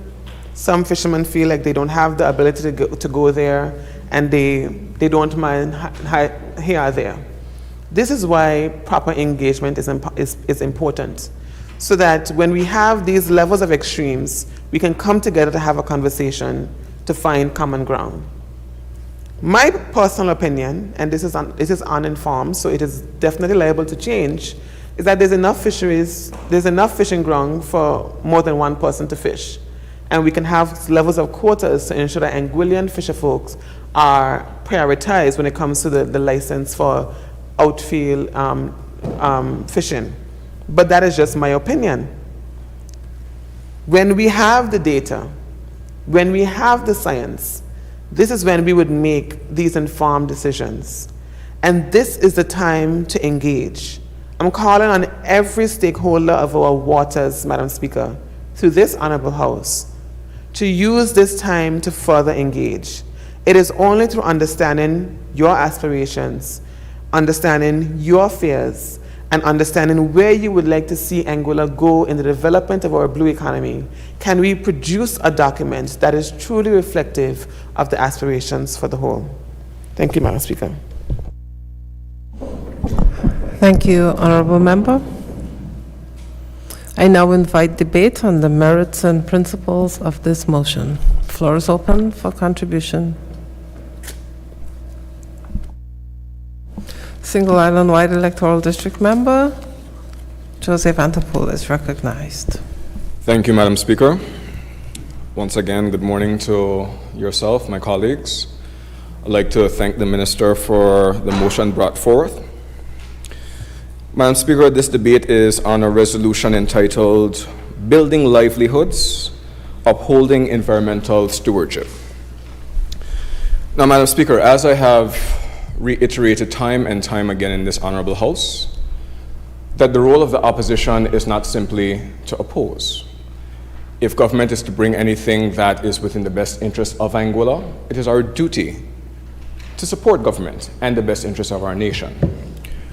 However, the role of the opposition is also to provide oversight and to be able to provide checks and balances on behalf of the people which government represent. With this being said, Madam Speaker,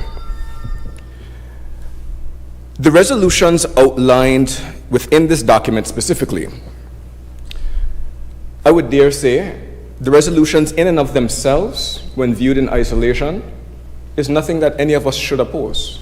In fact, it's something that I would advocate that we should all seek and want to support. Some of these, Madam Speaker, I'll just to reiterate, be it resolved that this Honorable House endorses government's commitment to the further development of the blue economy, balancing sustainable use of natural resources alongside enhanced protection measures. Madam Speaker, this is something that I think we all should want to advocate for and seek for Anguilla. That this House amplifies the call for developed countries, the greatest contributors to climate change, to make more funding available to developing countries such as Anguilla, on the front line of climate change to address disaster mitigation, damage, and loss. Madam Speaker, it is well known that they are the major contributors, but we are the ones who feel the effects the most.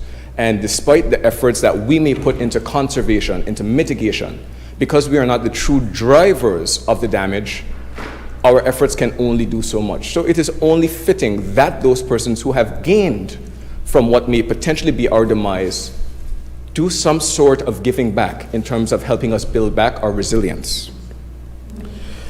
So, Madam Speaker, all of these, whether it talks about a bipartisan committee set up for bringing forth legislation to seek support, all of these are great, Madam Speaker. But, Madam Speaker, as was highlighted by the Minister, the purpose of this sitting is for engagement. And what I would like to say is, while this opportunity represents an opportunity for support and engagement from both sides, just as a proposal, Madam Speaker, I would say that an engagement such of this nature might be more effective had we engaged government to opposition directly beforehand. And I will expound a little further, Madam Speaker. I say this because when the House of Assembly agenda goes out and we see a motion such as this, we as members of the opposition, we get calls from our constituents, members of the public, persons who has concerns about Anguilla signing up for the Blue Belt program, and ultimately what that represents for Anguilla, for the fishermen, and for our future. I would like to thank the Honorable Single Island-wide member, Mr. Kyle Hodge, for his questions. I believe that a lot of his questions reflected questions that we as representatives, and particularly members of the opposition, get from the public and our constituents relating to Anguilla's announcement to join the Blue Belt program. And I'd also like to thank the Minister for the light that she shed in giving her answers, as well for the additional context that she would have provided around the purpose for the sitting, the need for engagement, and what Anguilla joining the Blue Belt could represent. All I'm saying, Madam Speaker, is if we do these conversations beforehand, it gives us time as opposition members to be able to quell the concerns of our constituents, which ultimately does well for government, but as well as it allows us to be able to be properly informed before coming to the House, to be able to engage with our constituents to get their views, because part of our job is to share their views and be their voice. So, Madam Speaker, while we support, or while I would say that the things that this motion resolves should all be supported, there are a few areas that did bring up some questions in terms of the Blue Belt program. Reading from the document, Madam Speaker, it says, and whereas in response to the Blue Anguilla position paper and implementation plan, the United Kingdom government, via the Blue Belt program, has offered a program of support to assist Anguilla to assist in achieving some of the goals outlined in the Blue Anguilla implementation plan. So it says here, Madam Speaker, that the United Kingdom government has offered a program of support to Anguilla. But in the whereas that follows that, it says, and whereas Anguilla's commitment to the Blue Belt program is articulated in the following statement, a section of which reads, the Anguilla government wishes to join the Blue Belt program and has aspirations to be the Caribbean equivalent of Costa Rica. What is unclear, Madam Speaker, is did Anguilla express this beforehand, or in terms of saying Anguilla wishes to join, is this just a response to the offer that was made? Sorry? Oh, sorry. Well, Madam Speaker, while it was clearly made in terms of government's intention, that area as which was initiated first, and was it a response to an offer, was the offer made first, is a question that arose out of this. But going further, Madam Speaker, a section that I completely, and this is my personal opinion, completely support, is that support is necessary, however, to develop legislative frameworks, improve surveillance and enforcement, increase local capacity, and better understand our marine environment and the resources within, which will underpin our policy decisions. And I think it's excellent that government would want to make decisions that are data-driven. But as it follows, Madam Speaker, it says, as required under the Blue Belt program, the government of Anguilla commits to putting in place the comprehensive research-based spatial management. Now, Madam Speaker, that is not necessarily a concern, but the reason that I highlight it is, as the Minister would have indicated, Anguilla expressing to join the Blue Belt program is the beginning of the consultation process. It is not necessarily defined as in we have not made any commitments as to what that means, but as it says here, within this is as required under the Blue Belt program.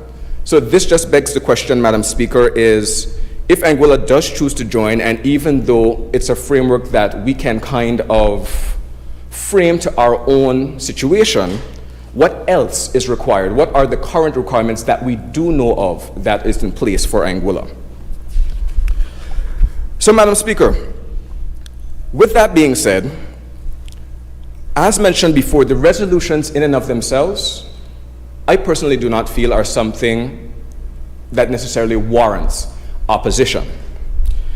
So not wanting to oppose resolutions which may potentially hold some good potential for Anguilla and for our management of our resources and for our economic development, but at the same time, balancing that with trying to be a responsible opposition, Madam Speaker, and not simply blindly agreeing to or supporting something of which we don't know what the future implications would have been for Anguilla, I would have reached out to a colleague of mine, someone who I would have met when they were on the ground here in Anguilla doing some research, in the person of Dr. Peter Richardson. And I would like to extend thanks to Dr. Peter Richardson. He is the head of ocean recovery at the Marine Conservation Society, as well as his colleague, Dr. Amdeep Sangira, who worked closely with the Turks and Caicos Islands for 5 years, most recently in the latter rollout of the Blue Belt program in TCI. In preparation for this meeting of the House, Madam Speaker, I would have reached out to Dr. Richardson and expressed what was coming to the House, the fact that the opposition would have wanted a bit more insight as to what joining the Blue Belt program would actually mean. In conversations with him when he was here, I know he would have referenced the differences between the Blue Belt program when it was initially rolled out and now. So we're grateful to these members of the Marine Conservation Society for not only agreeing to meet with us, but for doing so on such short notice. While we were unable to meet over the weekend because of the connectivity issues that we're all aware, once restoration was put in place, they agreed to meet with us on very short notice, less than 24 hours notice, this morning at 8 o'clock via Zoom. So we're very grateful for them for providing their expert opinions, as well as for doing so in such a prompt manner. So for clarification, Madam Speaker, the Marine Conservation Society is an organization which lobbies the UK government on behalf of its stakeholders and partners, particularly within the Caribbean region and other places that have marine impacts. So in the beginning, we were provided with a brief history of the Blue Belt program and its development over the years, Madam Speaker. We were informed that when phase 1 of the Blue Belt had first rolled out, the Blue Belt in its initial vision was to protect a large portion of our marine waters for sustainable development and for future generations. So what initially happened is that a few of the remote islands in the overseas territories that had large expanses of marine resources available to them, such as the Ascension Islands, St. Helena Islands, with I believe 4 others to note, would have been targeted for the initial rollout of the Blue Belt program. What this would have resulted in is setting about or protecting large areas of their marine resources to create what's known as MPAs, Marine Protected Areas. After this had been done, Madam Speaker, with mixed reviews due to some of the implications that would have been observed in those islands, for example, in the Ascension Islands, due to the restrictions placed on their waters, there was significant impacts to the money that they would have been making from fishing licenses and stuff within those waters. When the Blue Belt would have been approached to the Caribbean region, there was significant kickback because the Caribbean islands are a bit different to some of those jurisdictions. We're largely tourism-based, we are very dependent on fishing resources, and we want to be able to not only protect our waters, but to be able to make sure that they are used for our development, albeit in a sustainable manner. So, essentially, when the Blue Belt first rolled out, it was very led by non-governmental organizations, which had very little oversight by the United Kingdom government, and of course, they're going to try to conserve. They're going to be to the extreme end, we're going to protect, and not necessarily care about the impacts of the economic development. We were reassured that the Blue Belt program to date, especially as it relates to the Caribbean territories in particular, has changed somewhat significantly, at least in its rollout, at least in appearance. With this being said, what happened was the United Kingdom government was lobbied on behalf of several of the territories in the Caribbean, their governments.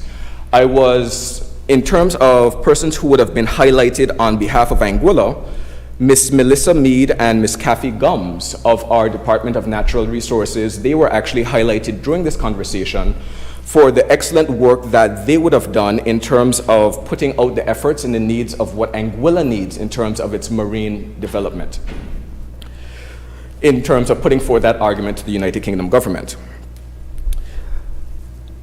So, Madam Speaker, it was noted that there seems to have been a positive response to the lobbying on behalf of the region, that the United Kingdom government has understood that while they have their commitments or their objectives in place, that they too need to take in place the consideration of the Caribbean territories in the interests of our people.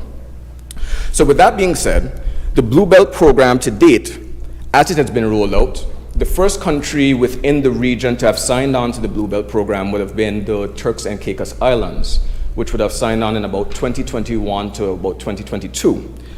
And Anguilla's indication would signal, I believe, the second Caribbean territory joining. And there are currently discussions taking place, I believe, with Cayman Islands and the British Virgin Islands, even though it was indicated that the British Virgin Islands so far may not be too hot on joining or too keen. With that being said, Madam Speaker, some of the issues that TCI faced prior to joining, issues that I think overlap with the issues that we do have here in Anguilla, are we have huge expanse of unmonitored water for which we do not have the resources to police or to be able to investigate or research. There's a large amount of illegal fishing that's taking place within our waters, which again, it's depleting our resources and we're not getting any benefit from it. There's the issue of poaching, illegal poaching that takes place of boats in those water, the need for increased capacity and enforcement, and in the case of TCI, and they're joining the Blue Belt program, it was reported that it seems that the Blue Belt program has listened to the needs of the TCI and has allowed them to kind of shape what the program looks like for them. With that being said, Madam Speaker, Anguilla faces a lot of these similar challenges. We do require better management of our waters. We do need to be able to patrol and manage our marine protected area if we do create one of that vast expanse. At the very least, we need to be able to explore our full expanse of our economic zone out there. There was expressed that Anguilla needs vessels for gathering of scientific data, training for marine operators and fishermen, highly protected marine areas, improved coastal mapping, and access to bid writing for grants. So, Madam Speaker, with this being said, the reason that I wish that a lot of this conversation would have been put out there is so that we as representatives could quell the issues of our constituents before coming to the House. Because a lot of what was shared with us is in line with what the minister said. And essentially what this boils down to is that we are at a position where we have the ability to shape what this could mean for Anguilla. Ultimately, though, Madam Speaker, as they say, and as usually is the case, the devil will be in the details. We will be able to shape this into something that has great potential for us, and while we support that fully, we also have to, until we sign that dotted line and until we see the fine print, we have to be responsible in terms of applying our support. So even if we were to support this resolution, Madam Speaker, it is contingent on what those details are, what that fine print is, and ultimately the result of the engagement with all stakeholders coming to the table. And when I say all stakeholders, Madam Speaker, that includes the members of the opposition. And with that being said, Madam Speaker, if coming out of this, there will be a bipartisan committee for the advancement of both sides committed to Anguilla's development within the space, I would have no issue joining it. I say that.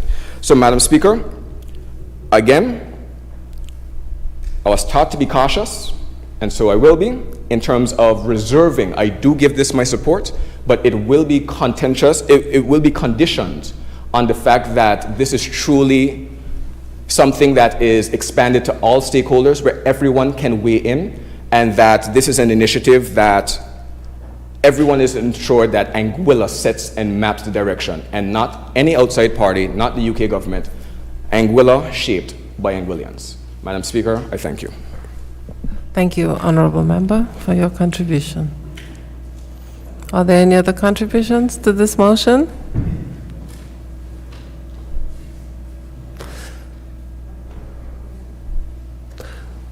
The Honorable Member for Sandy Hill is recognized. Yes, thank you, Madam Speaker. Madam Speaker, I rise in relation to this resolution, Building Livelihoods, Upholding Environmental Stewardship.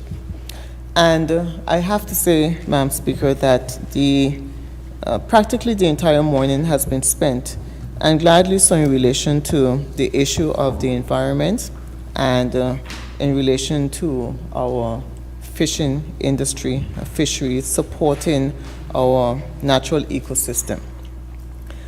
Madam Speaker, as a former Minister of Environment, and I sat as Minister of Environment from April 15 to March 2017, the term Blue Belt program is not something new.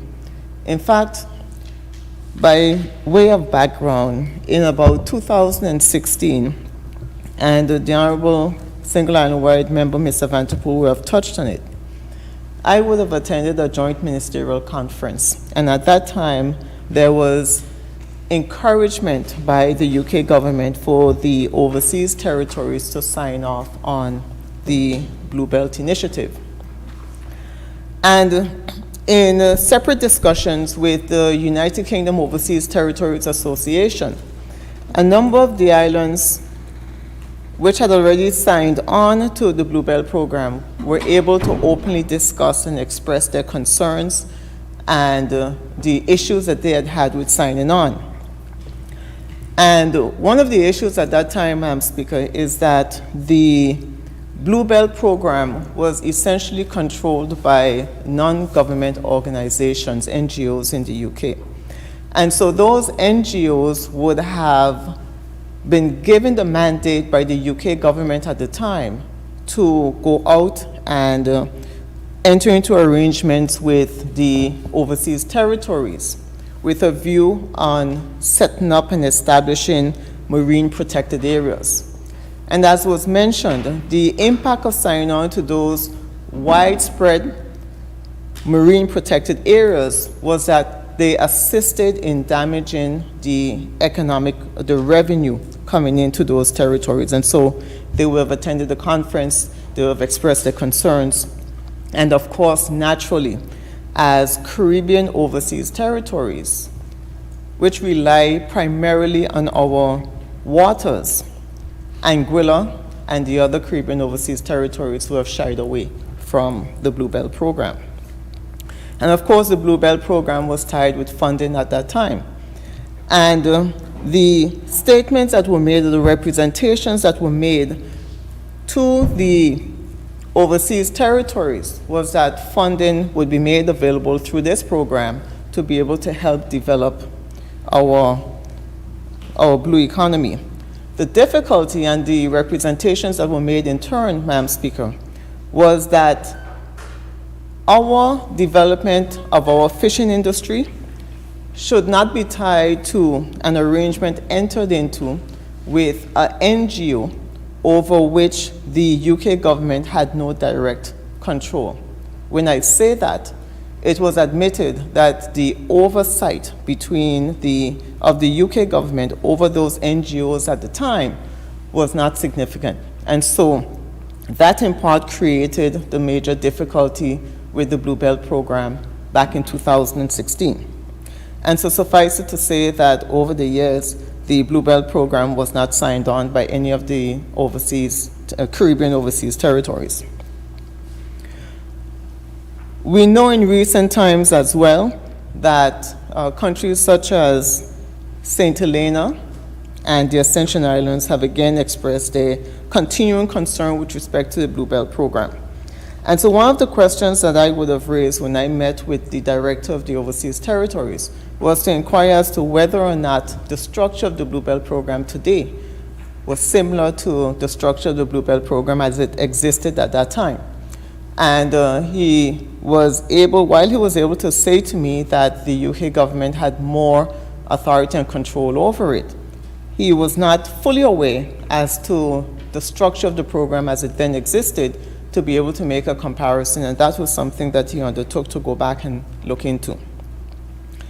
And so, in relation to the Blue Belt program, fast forwarding to today, we've seen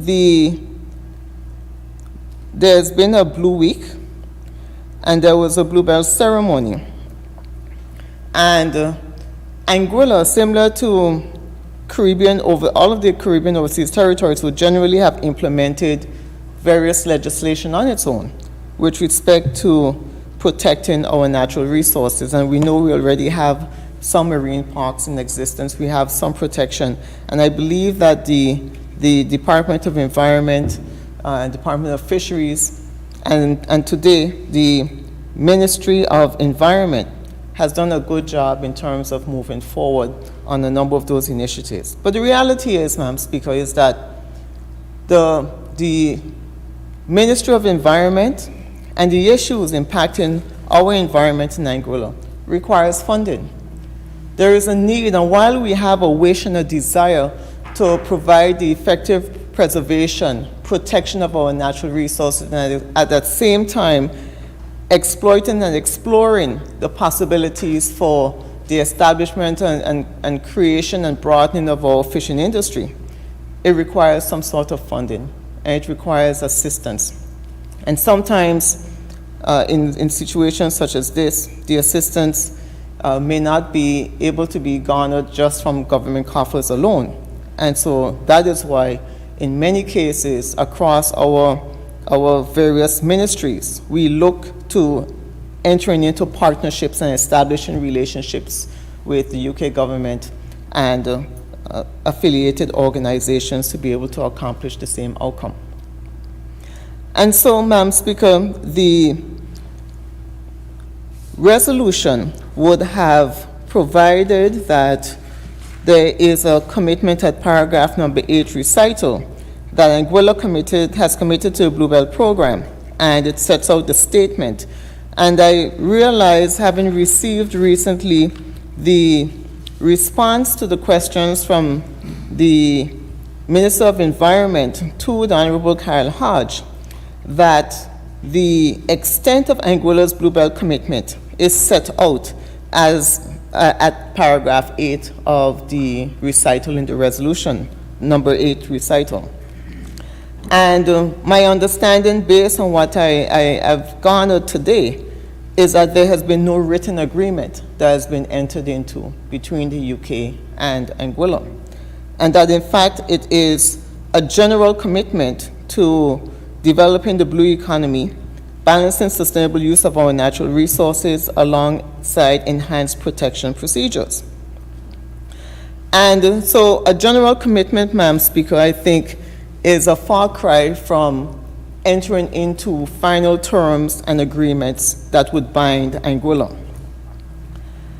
There is a paragraph in the commitment statement which says, with the support of Bluebelt in 2022, the government of Anguilla will develop an implementation plan to map progress towards the 2025 deadline for the Marine Spatial Management and Protected Area Framework. It also says, as the first resolution, be it resolved that this Honorable House endorses government's commitment to further development of the blue economy, balancing sustainable use of natural resources alongside enhanced protection measures. And be it further resolved that this House amplifies the call for developed countries, the greatest contributors to climate change, to make more funding available to developing countries on the front line of climate change to address disaster mitigation, damage, and loss. And so, Madam Speaker, generally speaking, these resolutions are important and in fact necessary. And it is my view that many of our brother and sister countries in the Caribbean have also signed on and have also made the call for more funding to be made available from the developing countries. And it has been generally recognized that we sit on the front lines. And while it is that we would cause minimal damage to the environment, we suffer the greatest loss.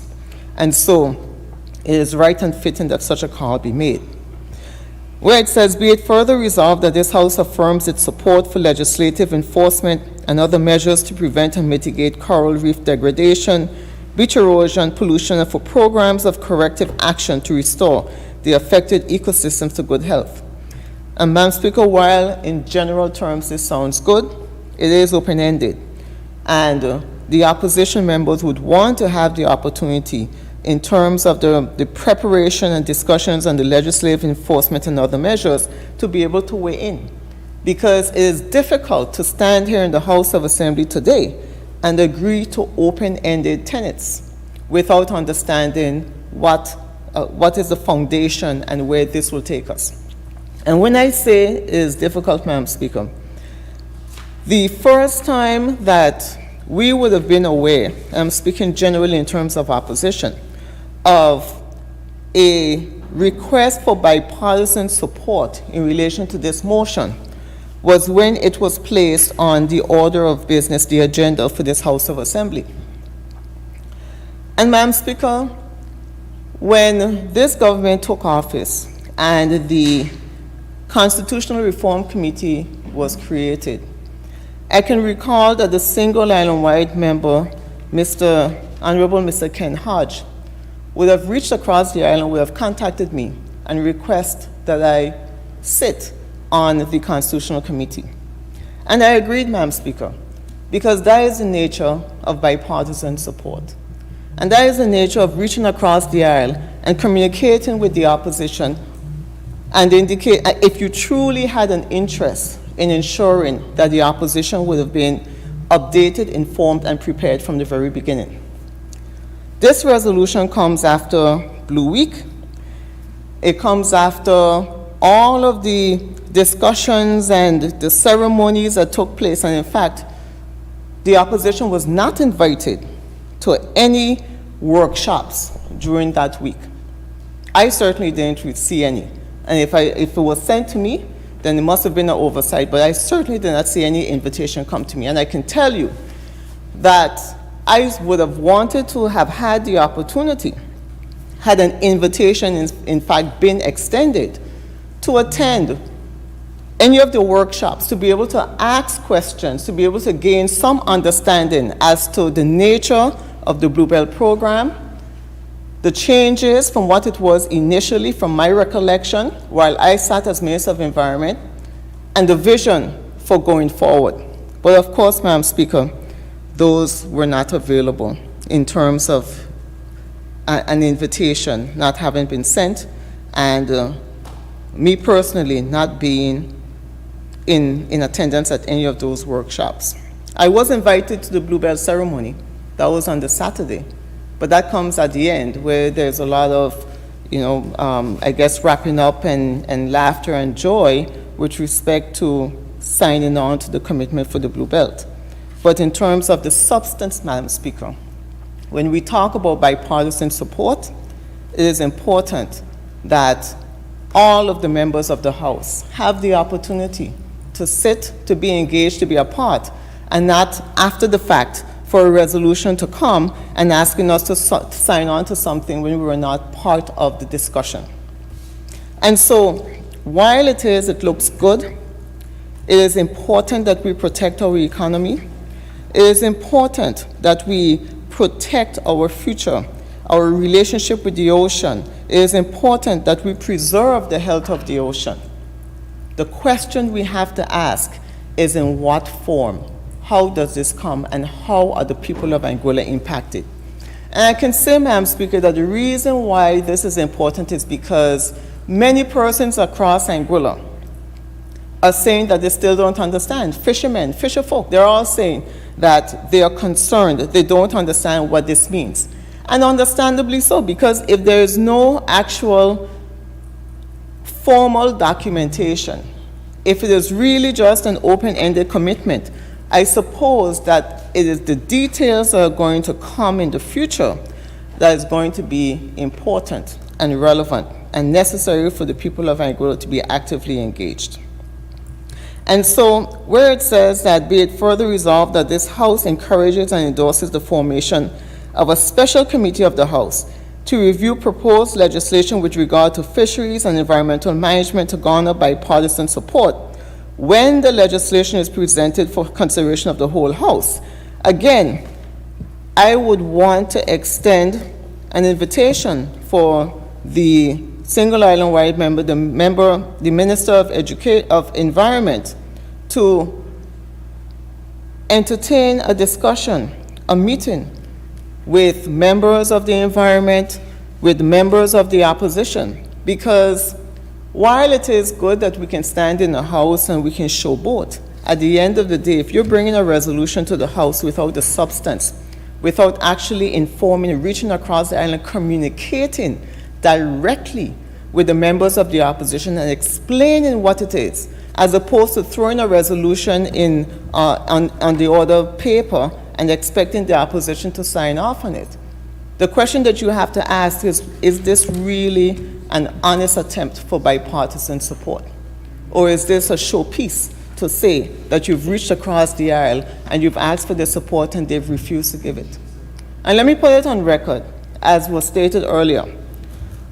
The members of the opposition, and me in particular, I am not objecting to the concept of ensuring that we protect and maintain our environment, our ocean, for today and for future generations. Not at all. I am happy that we are focusing on the environment because I believe that year after year and time after time, the environment is not given the attention that it deserves. It is not given the protection that it deserves. But that protection and that attention has to be balanced with ensuring that the needs of all people are met and with ensuring that we understand all parties, because the members on the opposition side are representatives in our own right. We have constituencies. Some of us are island-wide, some of us are district constituents. And it is important that when a resolution like this comes to the House, our people can ask us a question and we can answer, because we know what the resolution is about. We can say exactly what it is that has come before us. We can talk about the Blue Belt program because we were part of the discussions at the time it took place. We were part of Blue Week. And so it is important, Madam Speaker, that when we talk about bipartisan support, we really mean bipartisan support. And we look for bipartisan support. And so in terms of the actual resolution itself, Madam Speaker, I would like that the Minister of Environment has a further discussion with the members of opposition in addition to what was stated in this Honorable House, because today the statement that was made as part of the motion, the statement that was made in terms of protecting our coral tissue, our coral here in Anguilla, was important.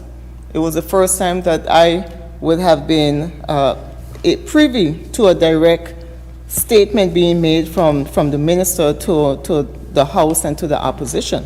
And so I would want to request that the Minister of Environment continue the discussion with the opposition.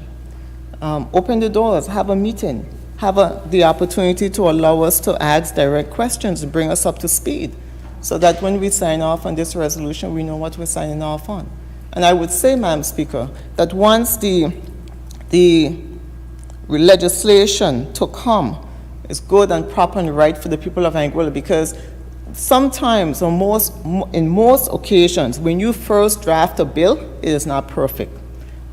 It has to go through various iterations. It has to be revised and adjusted. You have to obtain the views of the people in the community, of the opposition members, of members of government. And so it's a living document that is a work in progress.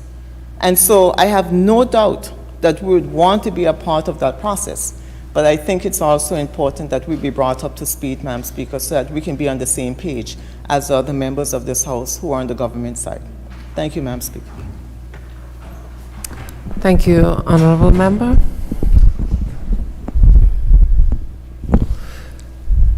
The member for Valley South is recognized. Madam Speaker, I wasn't quite sure whether or not that was a permission to get up and speak or not. I wasn't sure if you're giving me permission. Madam Speaker, I rise this afternoon to give my unconditional support to this motion. And I give my unconditional support to this motion for a number of reasons, Madam Speaker.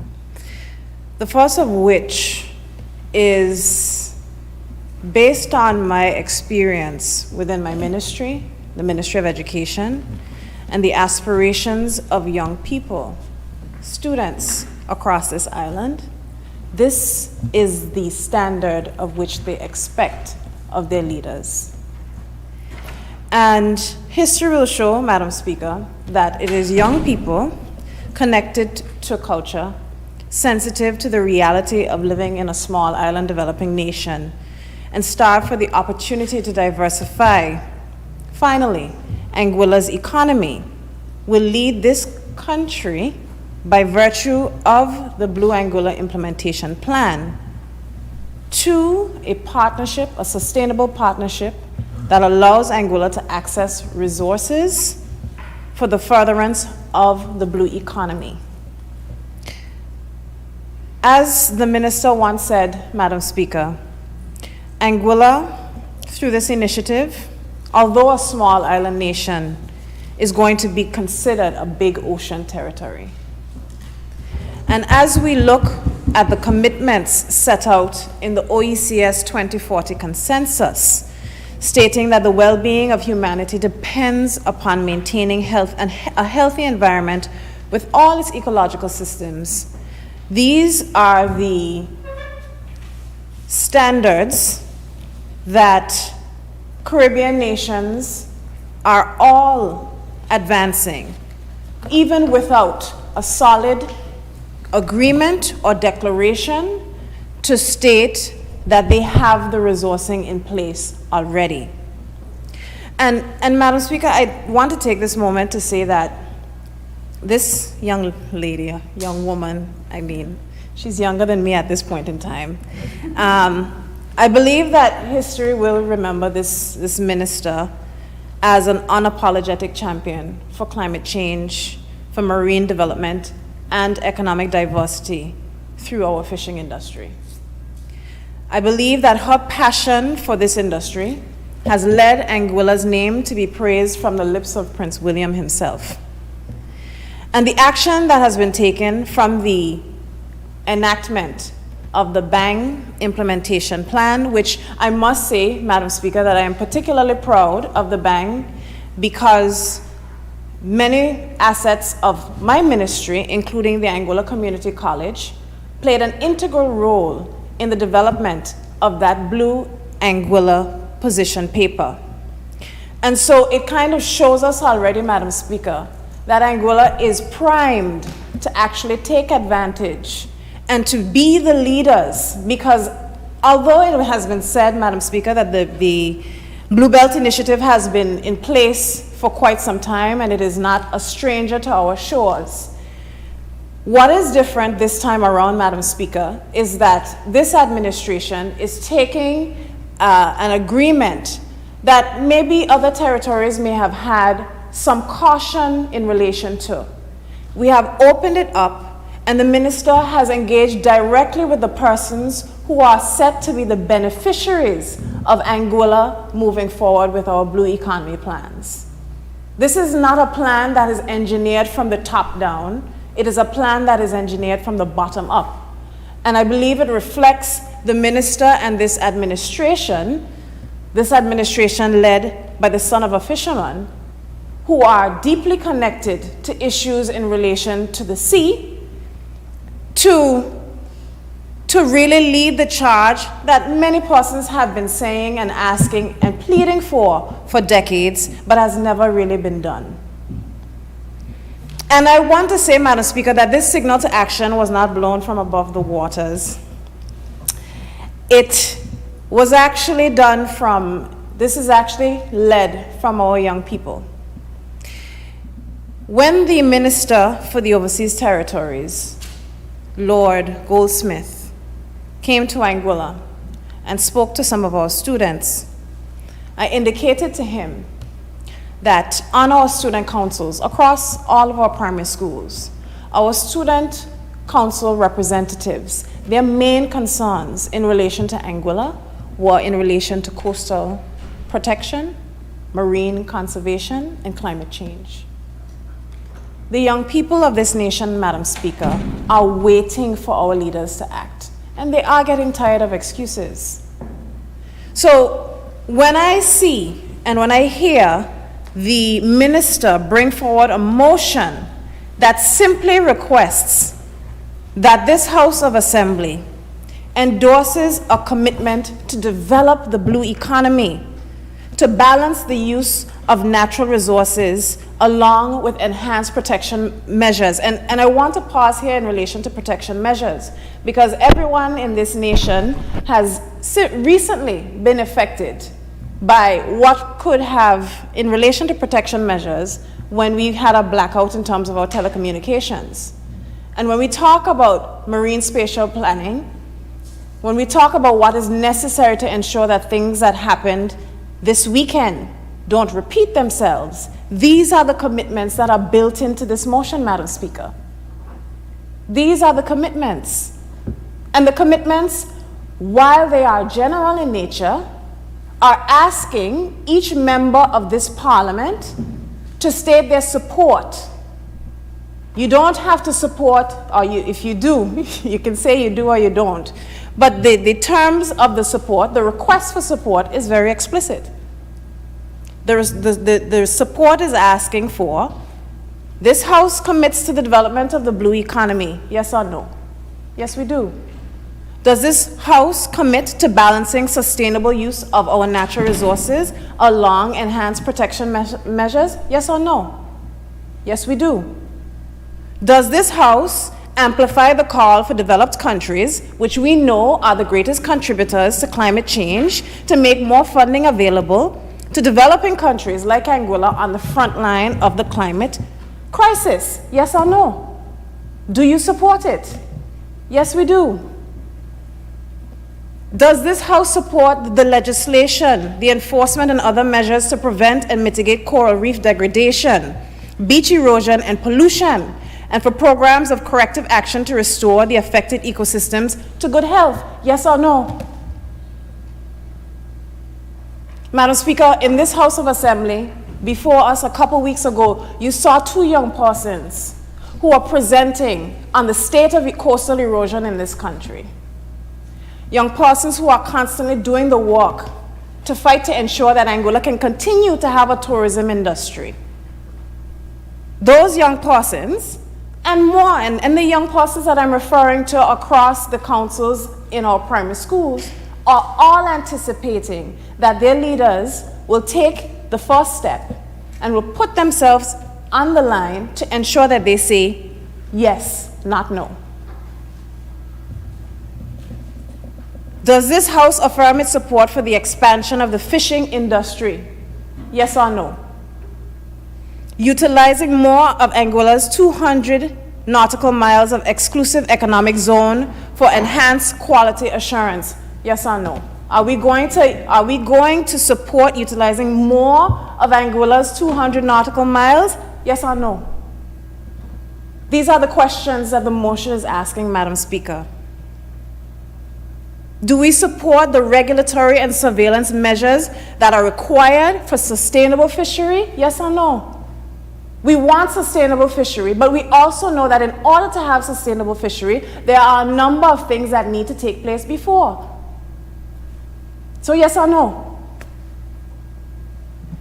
Does this House encourage and endorse the formation of a special committee of the House to review the proposed legislation with regard to fisheries and environmental management to garner bipartisan support with the legislation presented for consideration of the whole House? Yes or no? The motion is asking the House whether a special committee can peruse the legislation, put forward your concerns, make amendments, make adjustments, advocate for change. It's a yes or no question, Madam Speaker. And this afternoon, as a member of this House, I am unilaterally saying yes.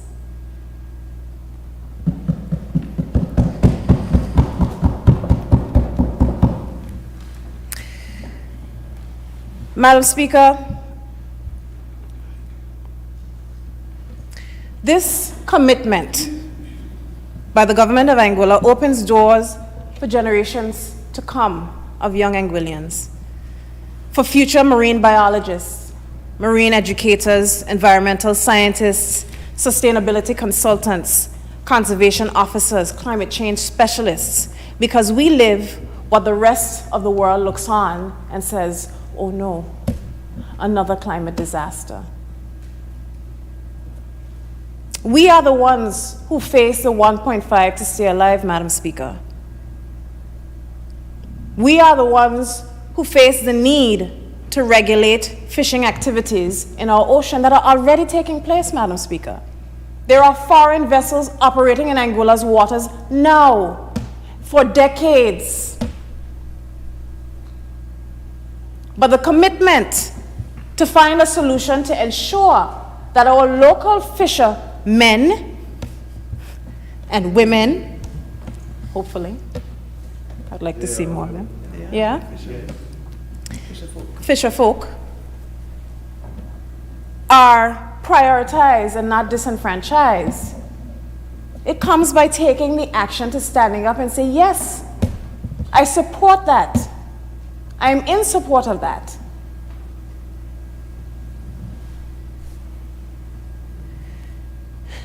And until we can provide the expertise from our local Anguillians here on our own in all areas as it relates to marine conservation development, the fishing industry, the opportunities for learning with our external partners will provide Anguillians with a dearth of knowledge that will assist us in being best positioned to advocate and advance Anguilla's aspirations as a big blue economy.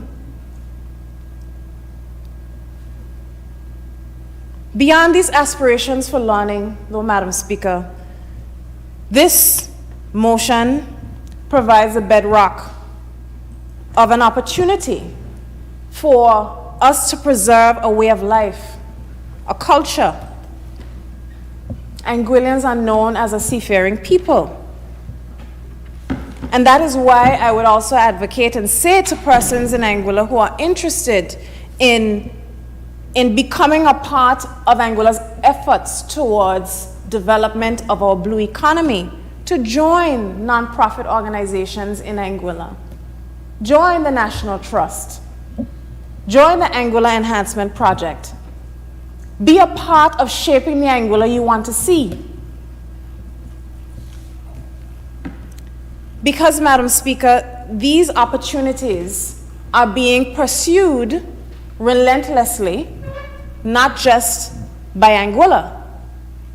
If you look across the region, a lot of well, we are way behind. If to put it frankly, Madam Speaker, we are way behind.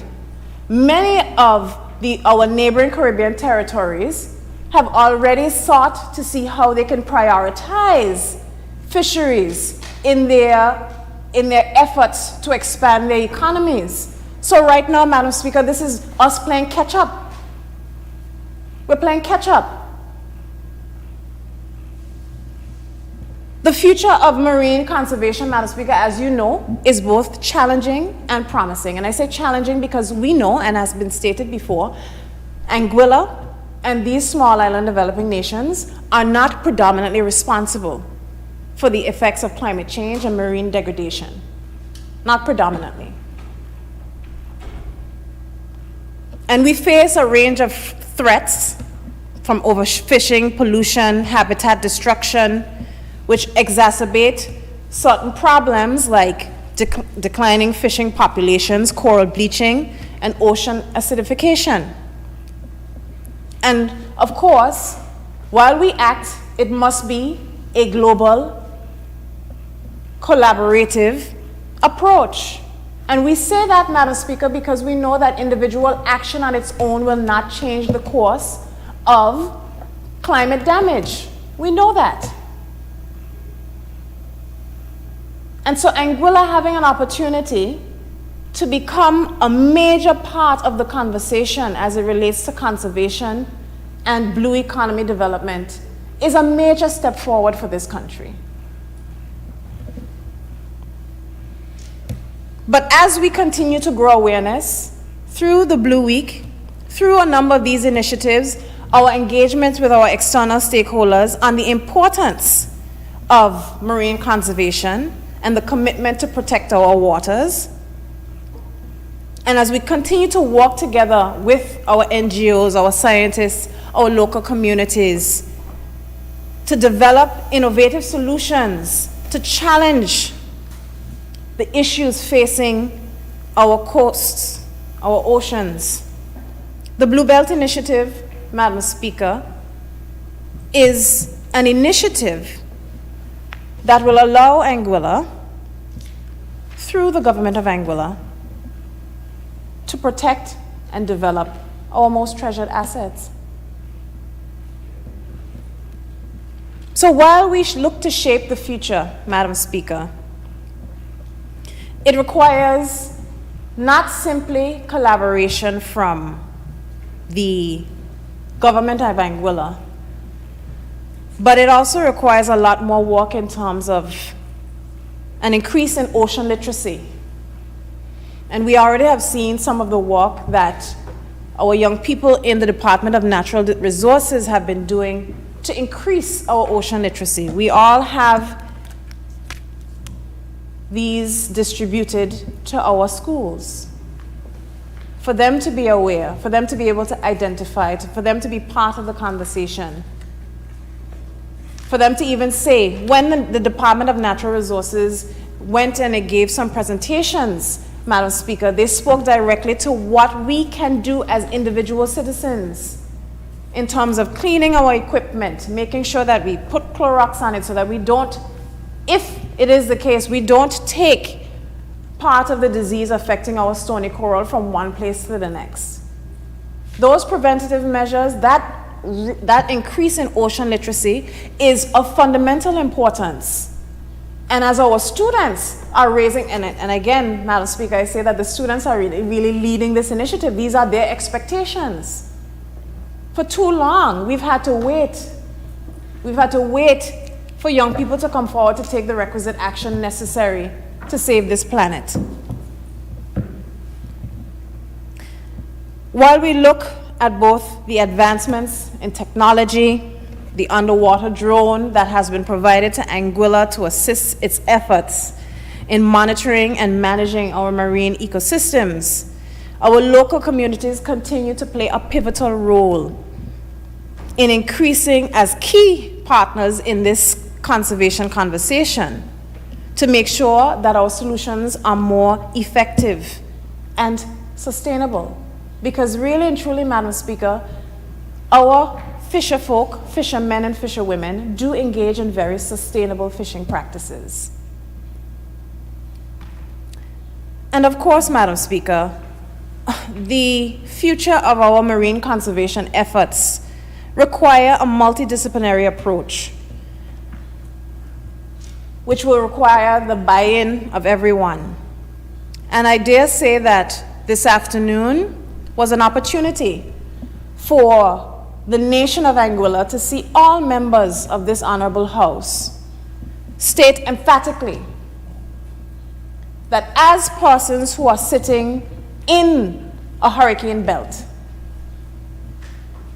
dealing firsthand with coastal erosion, that we unconditionally support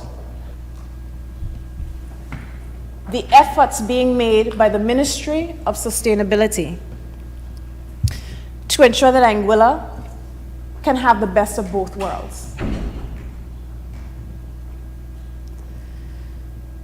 So, Madam Speaker, I believe that this motion introduced by the Ministry of Sustainability, the Minister responsible for sustainability, sets out in the last 5 resolutions very simple questions. The details, of course, we will have the opportunity by virtue of this very same document to dive into. The document itself lets us know that this House and the members of this House, if they want to, can step up and review any proposed piece of legislation or policy with regards to fisheries and environmental management. And I think it is a great opportunity for this country, Madam Speaker, and I know I've said that before, but I don't think that it would hurt saying it again. And really, finally, Madam Speaker, I understand that there may be persons who have particular reservations in relation to the Blue Belt Initiative. And I've heard the Minister time and time again indicate that whatever commitments are made will be brought through our relevant stakeholders to ensure that the process is a bottom-up one. That is the entire reason, Madam Speaker, why we are engaging in this process.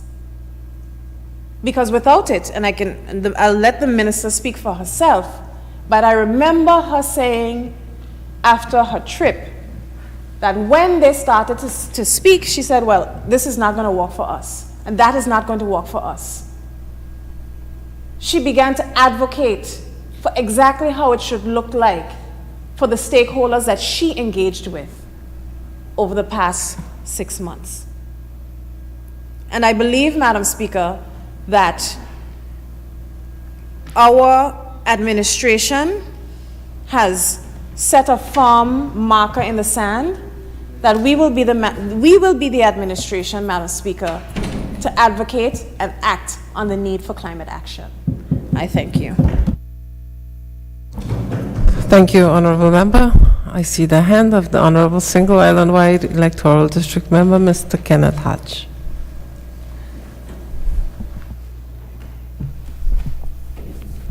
Madam Speaker, good afternoon to colleagues on both sides of this honorable House, and indeed, good afternoon to all of those listening via Radio Anguilla and social media.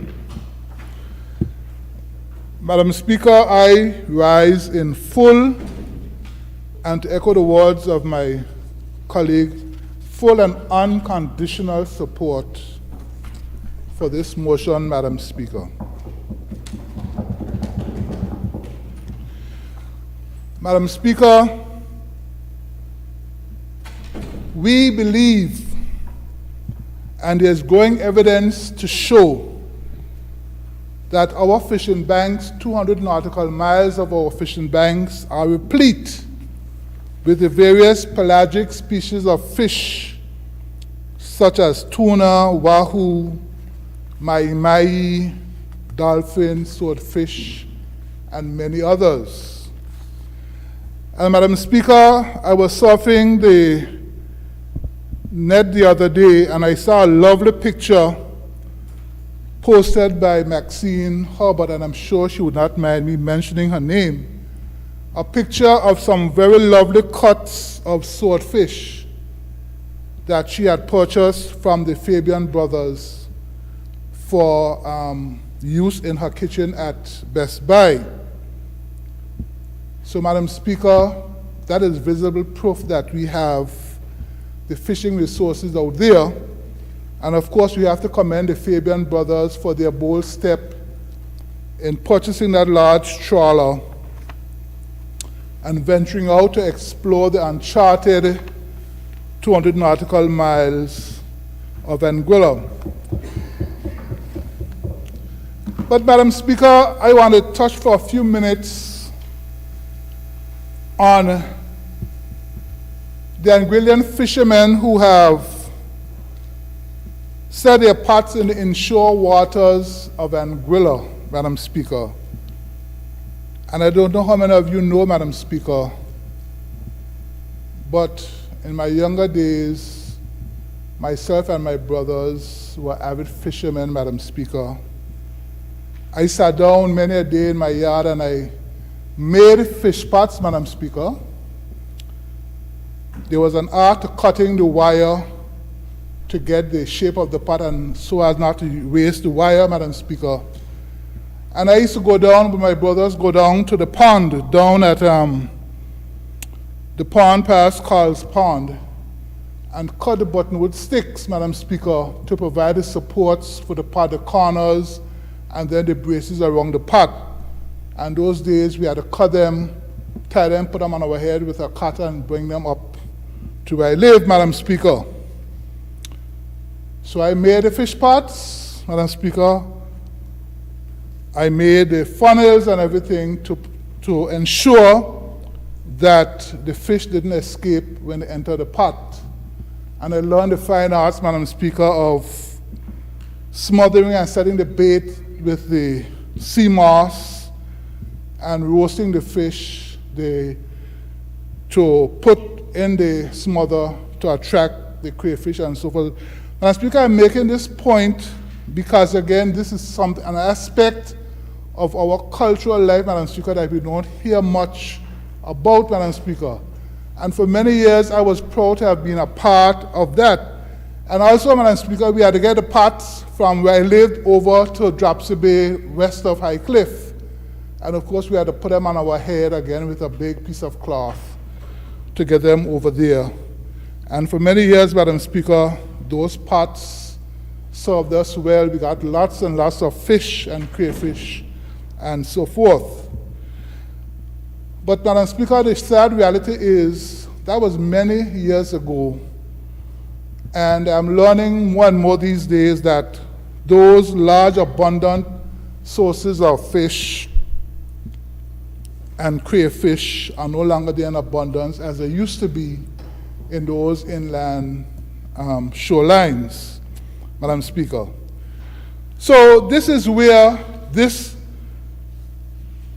declaration, this motion by our Honorable Minister really gets to be really important, because what it says to us, Madam Speaker, that we have to look very seriously at conserving the scarce resources that we have for our generations to come.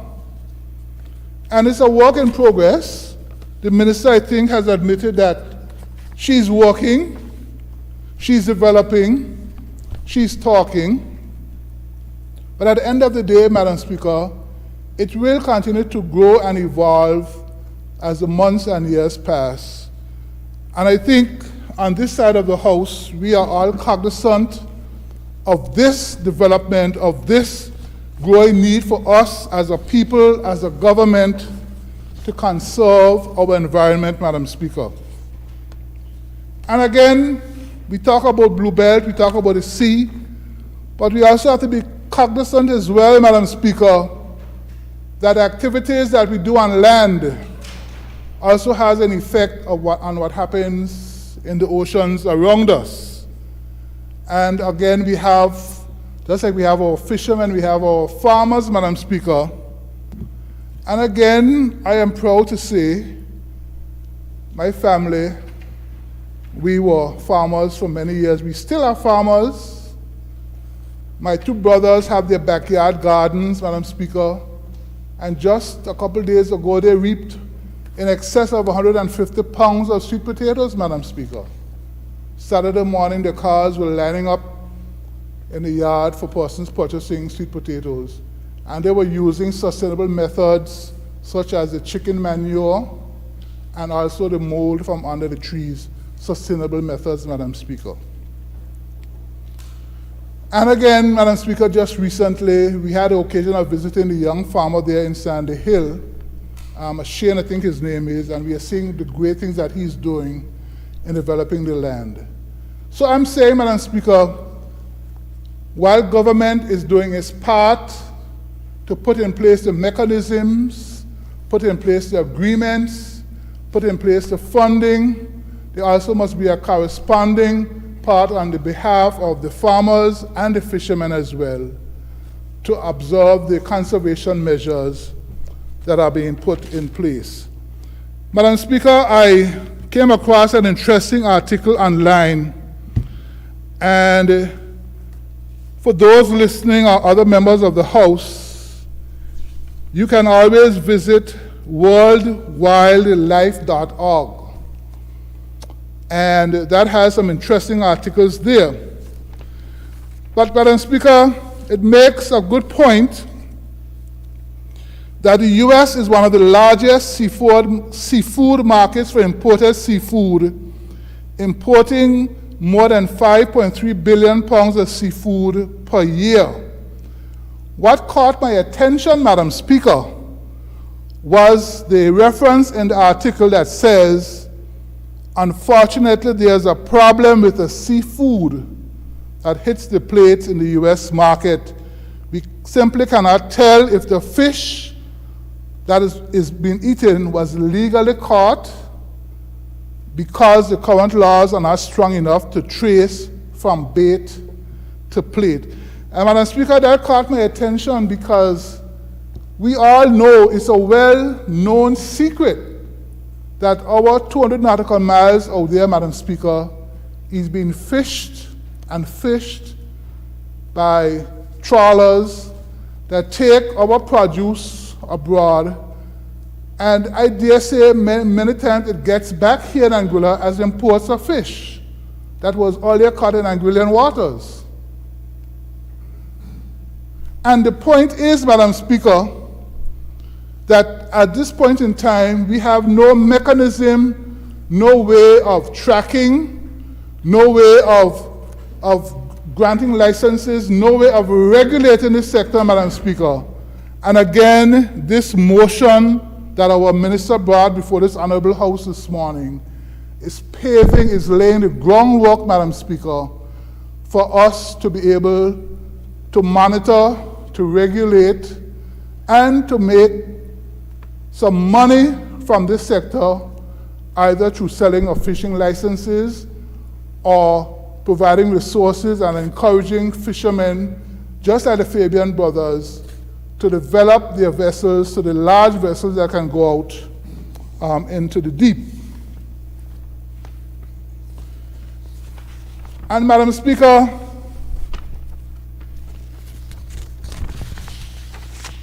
the World Wildlife Fund speaks a lot about the traceability of seafood around the world. Because what they are making, the point is, Madam Speaker, they are making, is that until we get to the point where we can begin to track where the fish are coming from, we are not in a position, Madam Speaker, to cut out the whole practice of illegal fishing. And I think, Madam Speaker, in Anguilla's case, because we have this 200 nautical miles out there, that is open sea. Our fishermen venture out maybe 30 miles out at the most, perhaps. So that vast majority of open sea out there that we are told is teeming with all of these pelagic fishes is left unregulated, untapped, Madam Speaker.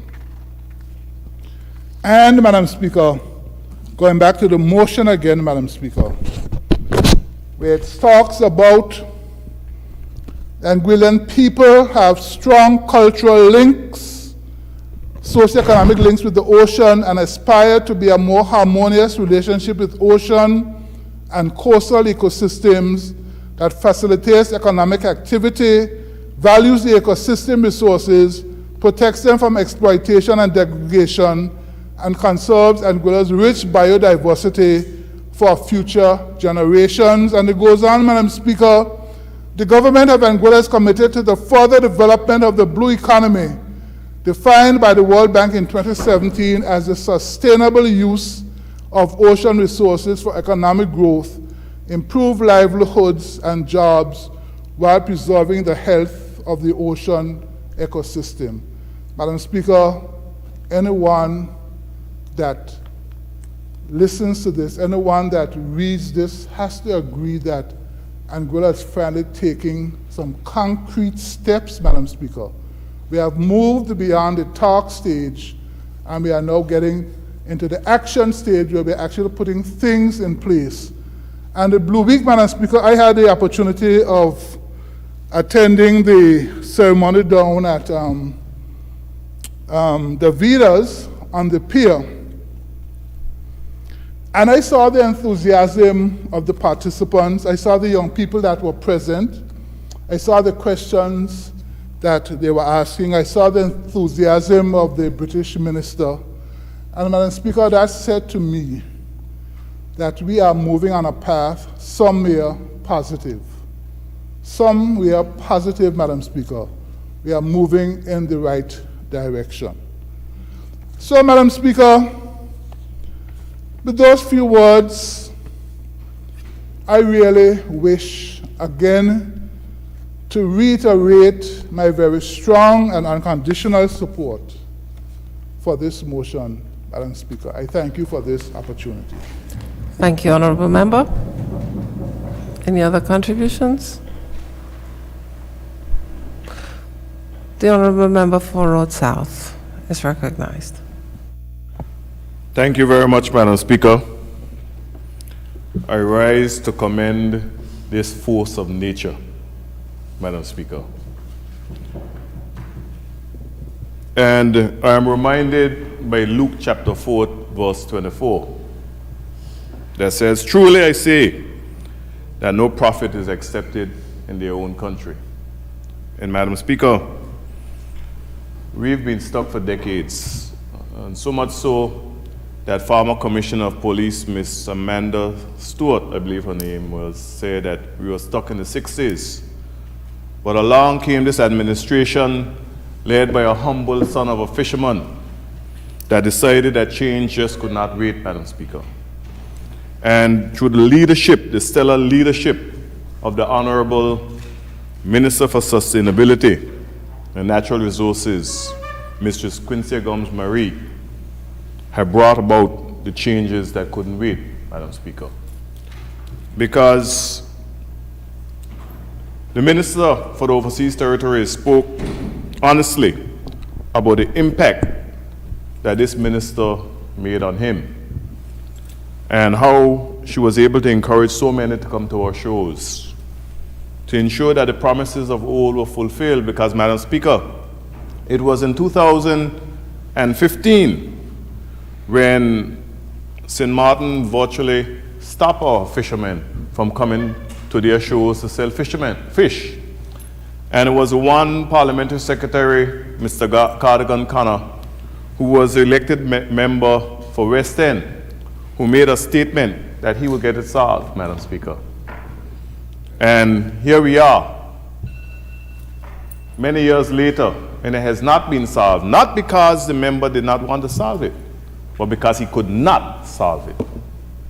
And that is the space in which we find ourselves today, with global political implications, Madam Speaker, coming directly to our shows. And what the Honorable Minister is seeking to do, Madam Speaker, is not only look at sustainable fishing, but also to open new markets further afield, Madam Speaker, where our fishers, our fishermen and fisherwomen can sell their catch to anywhere in the world, Madam Speaker. And this in itself should be commended, Madam Speaker. And so I commend the Minister, because even the tragedy that occurred over this past weekend on Saturday morning around 9:57 a.m., Madam Speaker, shows us the need to police and monitor, Madam Speaker. And Madam Speaker, the fact is that no matter what we do, our impact on the global environmental situation will be negligible. But be that as it may, we should do everything we can here in Anguilla to ensure that we have a pristine environment for the people who reside on this country, Madam Speaker. And it goes beyond protecting our waters, but also protecting our shores and enforcement of the Litter Abatement Act and the like, Madam Speaker. Madam Speaker, I'm also reminded, Madam Speaker, of the bad decision of the former administration to excavate marl into the corridor, digging deep into the aquifer against better advice and a consulting team that came to Anguilla, Madam Speaker. So much so that it breached the aquifer in the corridor area, where leachates continue to leach from 2003 to this date, Madam Speaker, into the aquifer, which can have an impact not only on our coral but also our marine life, Madam Speaker. So it behooves us to do all we can to mitigate the damage. And this minister, with the support of her team, have been doing everything they can to mitigate the damage that was done in the past and to ensure that we have policies and legislation and hopefully, Madam Speaker, enforcement, even though we are not tasked with enforcement as lawmakers. We hope that once those laws are passed, Madam Speaker, there will be some measure of enforcement, both at sea and at land.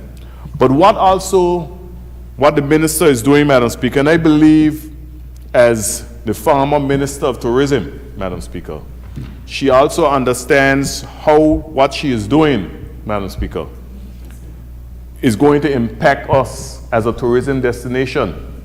Because the tourists of today is far different than the tourists of yesterday. When I entered the hospitality industry way back in 1991, Madam Speaker, the tourists was very different. They looked different, and they were a different demographic and age, Madam Speaker. Today, we have what we call young money, new money, young people and people who are more socially aware, more environmentally aware, and want to go to destinations that put the environment first, Madam Speaker. And while it is that we are putting the environment first, we are not hindering any growth and development and opportunity for our fishermen or the people of Anguilla. As a matter of fact, on the contrary, we're creating new revenue streams, new avenues, new markets. And Madam Speaker, I just recently had a conversation with the Fabian brothers, and I told them that they are uniquely positioned to take advantage of what we are doing today, because they are the only fisher in Anguilla with the type of equipment that can go beyond our 30-40 usual sphere in which we fish, Madam Speaker. And so we support them, and we support our fishermen, and we support the Honorable Minister as she continue to create opportunities and continue to consult with the fishermen, Madam Speaker, because this was not without consultation. I attended a consultation session even in Island Harbor, Madam Speaker, where a number of fishers came out. And one of their concerns were the fact that our fishermen were being threatened at sea, Madam Speaker, something that we have been pressing on those with the powers to deal with consular affairs and the affairs of consular affairs, Madam Speaker, to speak and to have dialogue with those on the other side of the pond, Madam Speaker, to arrest the situation. They have been doing so. But we need to do a lot more, Madam Speaker, because we need to ensure that our fishers, our fishermen are safe and can go out and fish without any threats whatsoever. And also to report those illegal fishers that are out at sea. Madam Speaker, as a youngster, I remembered when they brought to the pier in Sandy Ground a large fishing vessel out of Asia, Madam Speaker, that was fishing illegally in our waters.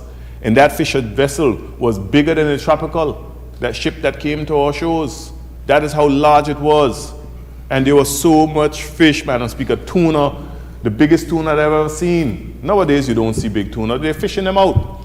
But the biggest tuna I've ever seen, and was pulled up there by the capable and one of the best commissioners of police we've ever had, Madam Speaker, Mr. Harrigan, who with scant resources was able to do so much, Madam Speaker. And I remember we were all fascinated by that. And they paid a large fine. And some of the fish came, but some of the fish left. But be that as it may, this is nothing new. But with this agreement, and this agreement is shaped by us, for us, Madam Speaker. It is not somebody shoving something down our throat, as they would say. This is being shaped by us. We are deciding what we want, where we want to go, and how we want to develop our fisheries, Madam Speaker. And I hope that as we develop our fisheries, those persons who continue to catch parrotfish, for example, Madam Speaker, will understand the importance of our parrotfish and leave them alone, because those parrotfish are essential to the health of our coral. And the health of our coral is the health of our reefs. And the health of our reefs is the health of our shoreline. And the health of our shoreline is where our economy is, Madam Speaker. Our economy is based primarily on the sea and the beaches, and of course, our wonderful people, Madam Speaker. Because I can remember, Madam Speaker, one of the bad decisions of the Farmer administration was to allow for the excavation of the reef out in the mirroring area, Madam Speaker. I recall with my own eyes seeing the heavy equipment out in the water, Madam Speaker, during the days of flag construction, digging out the reef out of the ocean, Madam Speaker, because they said that it was too rocky out there. And I personally made calls, and I remembered that one of the technical officers in the Land Development Control Office in the Department of Planning, who is still there, he was the one who came down there and put a stop to it, Madam Speaker. And the politicians of the day were saying, go ahead. And here we are today, after over 1,000 years, Madam Speaker, now finding remnants of Amerindians in the Cove area because so much erosion has occurred. So we have to understand why we have to protect our natural resources, because our natural resources will pay us back for generations to come, Madam Speaker. I can remember a man by the name of Hubert Benjamin Hughes, back in the early 1980s, raging in this parliament, Madam Speaker, against the scourge of sand mining. I remember that very well, because he also had a brother who sand mined, Madam Speaker, an older brother. And he was upset with his younger brother, Hubert Hughes, because they were not only sand mining on the eastern side of the island, Madam Speaker, in terms of Junks Hole, which they continue to sand mine to this day, but they were also sand mining in Meads Bay. Meads Bay, they was digging the sand out by the trucks and shipping it overseas, Madam Speaker. And Hubert Benjamin Hughes was saying, you cannot do this, because not only have we not moved forward towards in terms of the development of our construction sector, but that very same beach which you are mining can create economic opportunities to the development of hospitality products for the people of Anguilla. And he was chastised severely, Madam Speaker, and ridiculed. But in the end, somehow, some way, the sand mine in Meads Bay stopped. But there was a huge hole in Meads Bay, Madam Speaker, from that sand mining. And if you do aerial photographs of the Junks Hole area, Madam Speaker, you will see heavy equipment still up there, Madam Speaker, sand mining, destroying our environment for temporary dollar, Madam Speaker. Continually to destroy it. And some of those same people who destroy it are always on social media ridiculing the Honorable Premier, Dr. Ellis Lorenzo Webster, Madam Speaker. And this is why I don't understand how is it we can arrest this situation, Madam Speaker. Because it's bad for the economy, it's bad for those sand miners, and it's bad for everyone. Because if we continue to do so, we will have no beaches left on this island, Madam Speaker. We've seen presentations by young, brilliant persons in the Department of Natural Resources, Madam Speaker, that spoke right here in this Parliament, that spoke to the scourge of sand mining and the type of things that continue to occur in this country, Madam Speaker. It was one Mr. Henry Billingham, who in September of 2010, who said that over 90% of UK biodiversity resides in these territories. And this rock, Madam Speaker, this island called Anguilla, I believe 85% of the biodiversity resides. Because if you go from Windward Point to Island Harbor, you see the diversity of the fauna and flora, Madam Speaker. If you go off to Dog Island, you'll be surprised to see volcanic rock on this northwestern side of Dog Island, Madam Speaker. And the variety of plant species on that rock, Madam Speaker. This is a blessed country, Madam Speaker, with so much resources that we can preserve and protect for future generations while growing our economy. Because as I said earlier, the world has changed, the traveler has changed. The traveler is looking for certain experiences, and they're looking for destinations who can protect their people, protect their flora, protect their fauna, protect the environment, Madam Speaker. So as small as we are, we can be a giant and a leader in the world, and we are doing just so under the leadership of not only Dr. Ellis Lorenzo Webster, but also under the single island-wide member, the Honorable Quincy Gomes Marie, as she continues to work hard for the people of this country. So thank you, Madam Speaker, for allowing me this opportunity. Thank you, Honorable Member. Are there any other contributions? The Honorable Member for Island Harbor is recognized. Thank you, Madam Speaker. Madam Speaker, as Minister of Finance, Health and Economic Development, I fully endorse this motion that was ably brought to this Honorable House by the single island-wide electoral district member and Minister for Sustainability, Innovation and the Environment. I'm in full support. Madam Speaker, I remember I was 5 years old, and there was a program on Radio Anguilla every Saturday morning by teacher Janice, who was the former wife of the late Chief Minister Emil Gomes.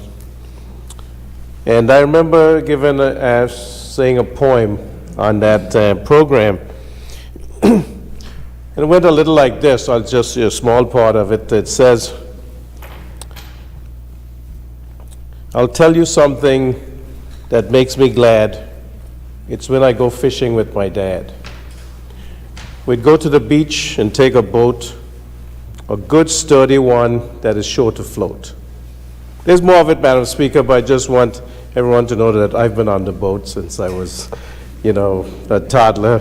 running about. But what I wanted to make the point, Madam Speaker, is that I've been bonded to the ocean from birth. And you too, Madam Speaker, would know that our fathers, who were brothers, grew up on the sea. And that's how they made their livelihood, so that you and I could be where we are today to represent this country in the positions that we have endorsed and supported by the people of District 1 in particular and Anguilla in general. And the blue economy, Madam Speaker, as defined by the World Bank in 2017, sustainable use of ocean resources for economic growth, improved livelihood and jobs, while preserving the health of the ocean ecosystem. And that is what this motion is implying, and that is what the BANG, or Blue Anguilla Task Force, was set up to do.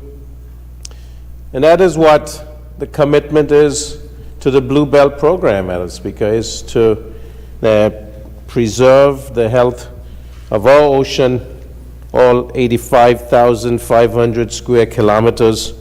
We talk about the 200 nautical miles to the north, but we also have to extend it to the 50 miles to the east. That last year we came to that agreement with Antigua and Barbuda, and the 40 miles to the west that we came to that agreement with the British Virgin Islands. And that makes up the 85,500 square kilometers. A vast ocean, Madam Speaker, that is used for shipping lanes, that is used by cargo, by cruise ships, plied by US and UK naval vessels that protect. And so that is something that, we are a strategic location in the world. And that is something that we have to make sure that we gain a benefit from. And so not only the preservation, Madam Speaker, but it's the economic growth. And that is one thing that the minister insisted upon when she would have met the now Minister for the Overseas Territories, Lord Goldsmith, but at that time he's the Minister for the Environment for the United Kingdom, and insisted that we have to look at the economy and economic growth and preservation of that, because culturally and also for our own survival, the sea is important to the people of Anguilla. The OECS, Madam Speaker, and the statement is that firmly convinced that the well-being of humanity depends upon maintaining a healthy environment, that the people of the OECS are entitled to a healthy, resilient, and productive life in harmony with nature. They saw this as being essential to the SDG 40. But we do know, it has been stated multiple times and in many arenas, that climate change poses an existential threat to mankind. Now, we would not have thought this when we were growing up or some few years back, but we are seeing now that the whole world is turned on to this notion, because it is true. If we do not protect and preserve what we have and mitigate and adapt, mankind will be extinct. And so we have to make those changes now, and we have to take the stands now. And the minister, she has seen the need to make this one of her important priorities. We talk about the challenges, the coral reef degradation, beach and coastal erosion, pollution. And we have to make sure that with all of that, we protect our blue economy for sustainable fishing. And also for tourism, Madam Speaker, because tourism is important to us, and the ancillary services that go along with it, scuba diving, snorkeling, boating, sailing. The only way we can make sure that these are around for our future generations is if we take the hard steps now that are necessary to keep them going. You know, Madam Speaker, I got a little scared there when the minister next to me got up and said that he was surfing. I thought, you know, Madam Speaker, I thought he meant surfing as in surfing on the ocean.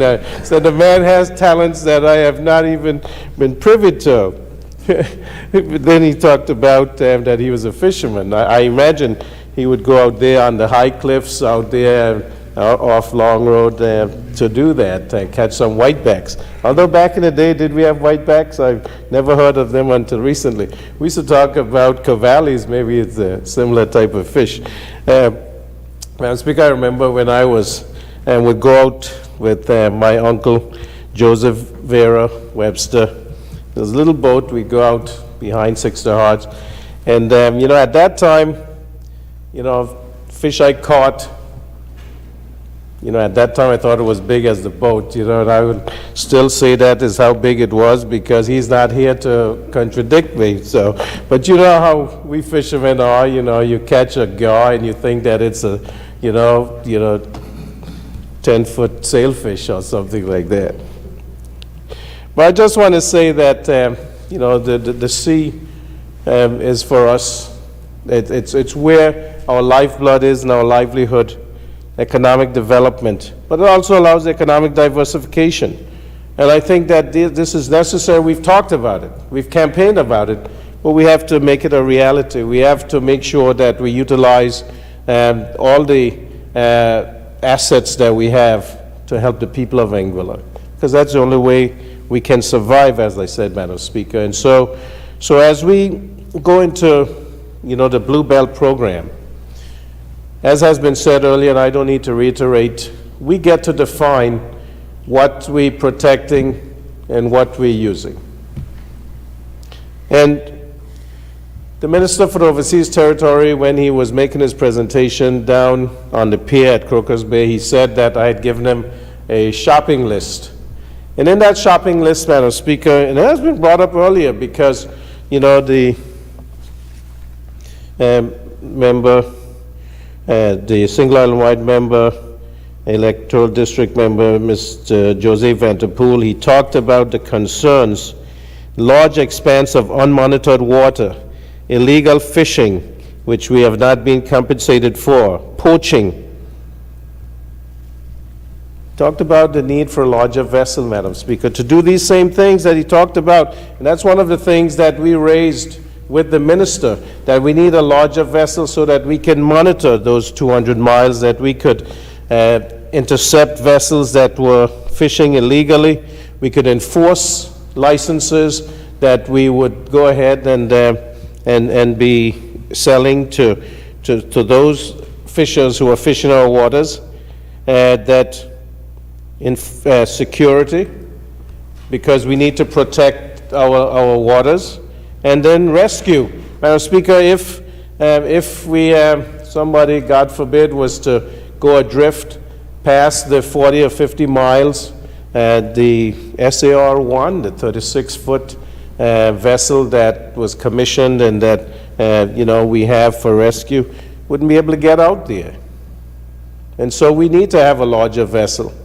And so I did propose one that's 100-foot steel hull equipped, and also have a gun turret on it so that you can deter and also intercept and protect. Because, you know, our people talk about when they get out there and they have foreign fishers who then, you know, threaten them. And, you know, you out there with your fishing rods and your fish pots, and somebody threaten you with a gun, you know, who would win if that came. So we need to be able to protect our people and provide security and rescue them if they get adrift.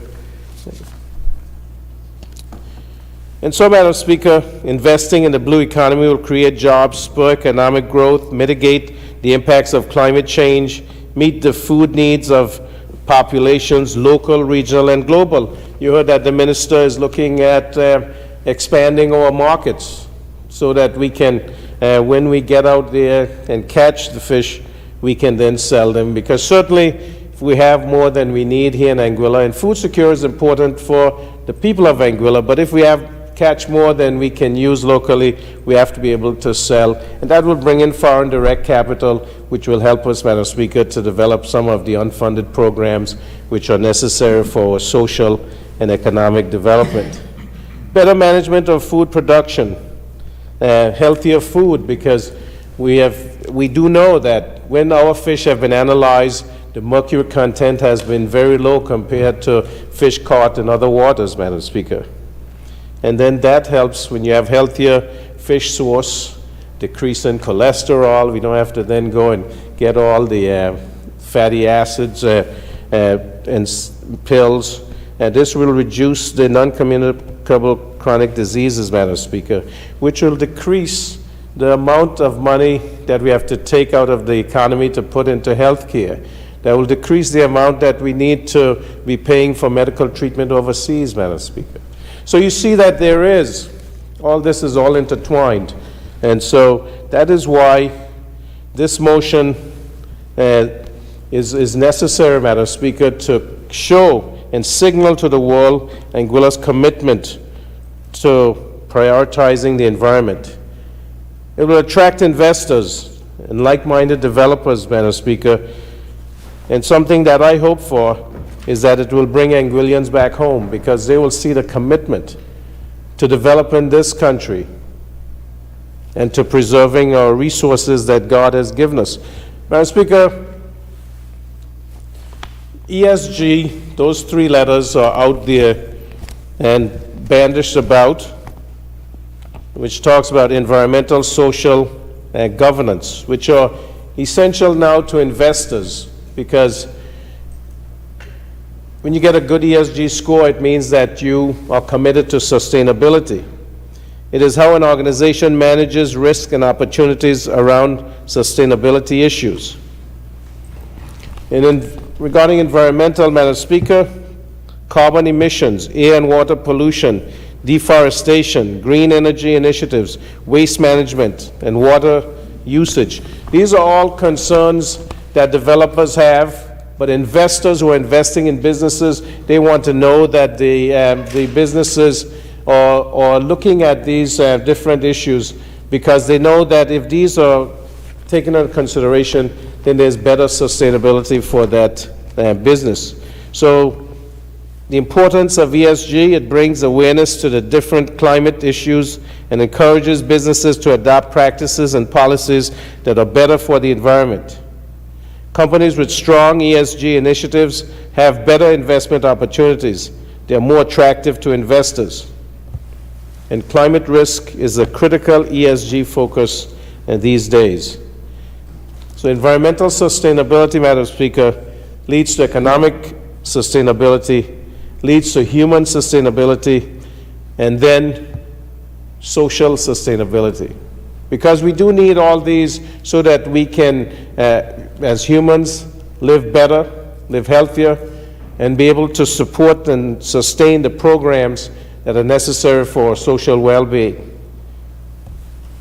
Environmental sustainability ensures that the needs of the population are met without compromising the needs of future generations. And that's what's important. That's what the Minister is pushing hard on, Madam Speaker, and that this administration is committed to.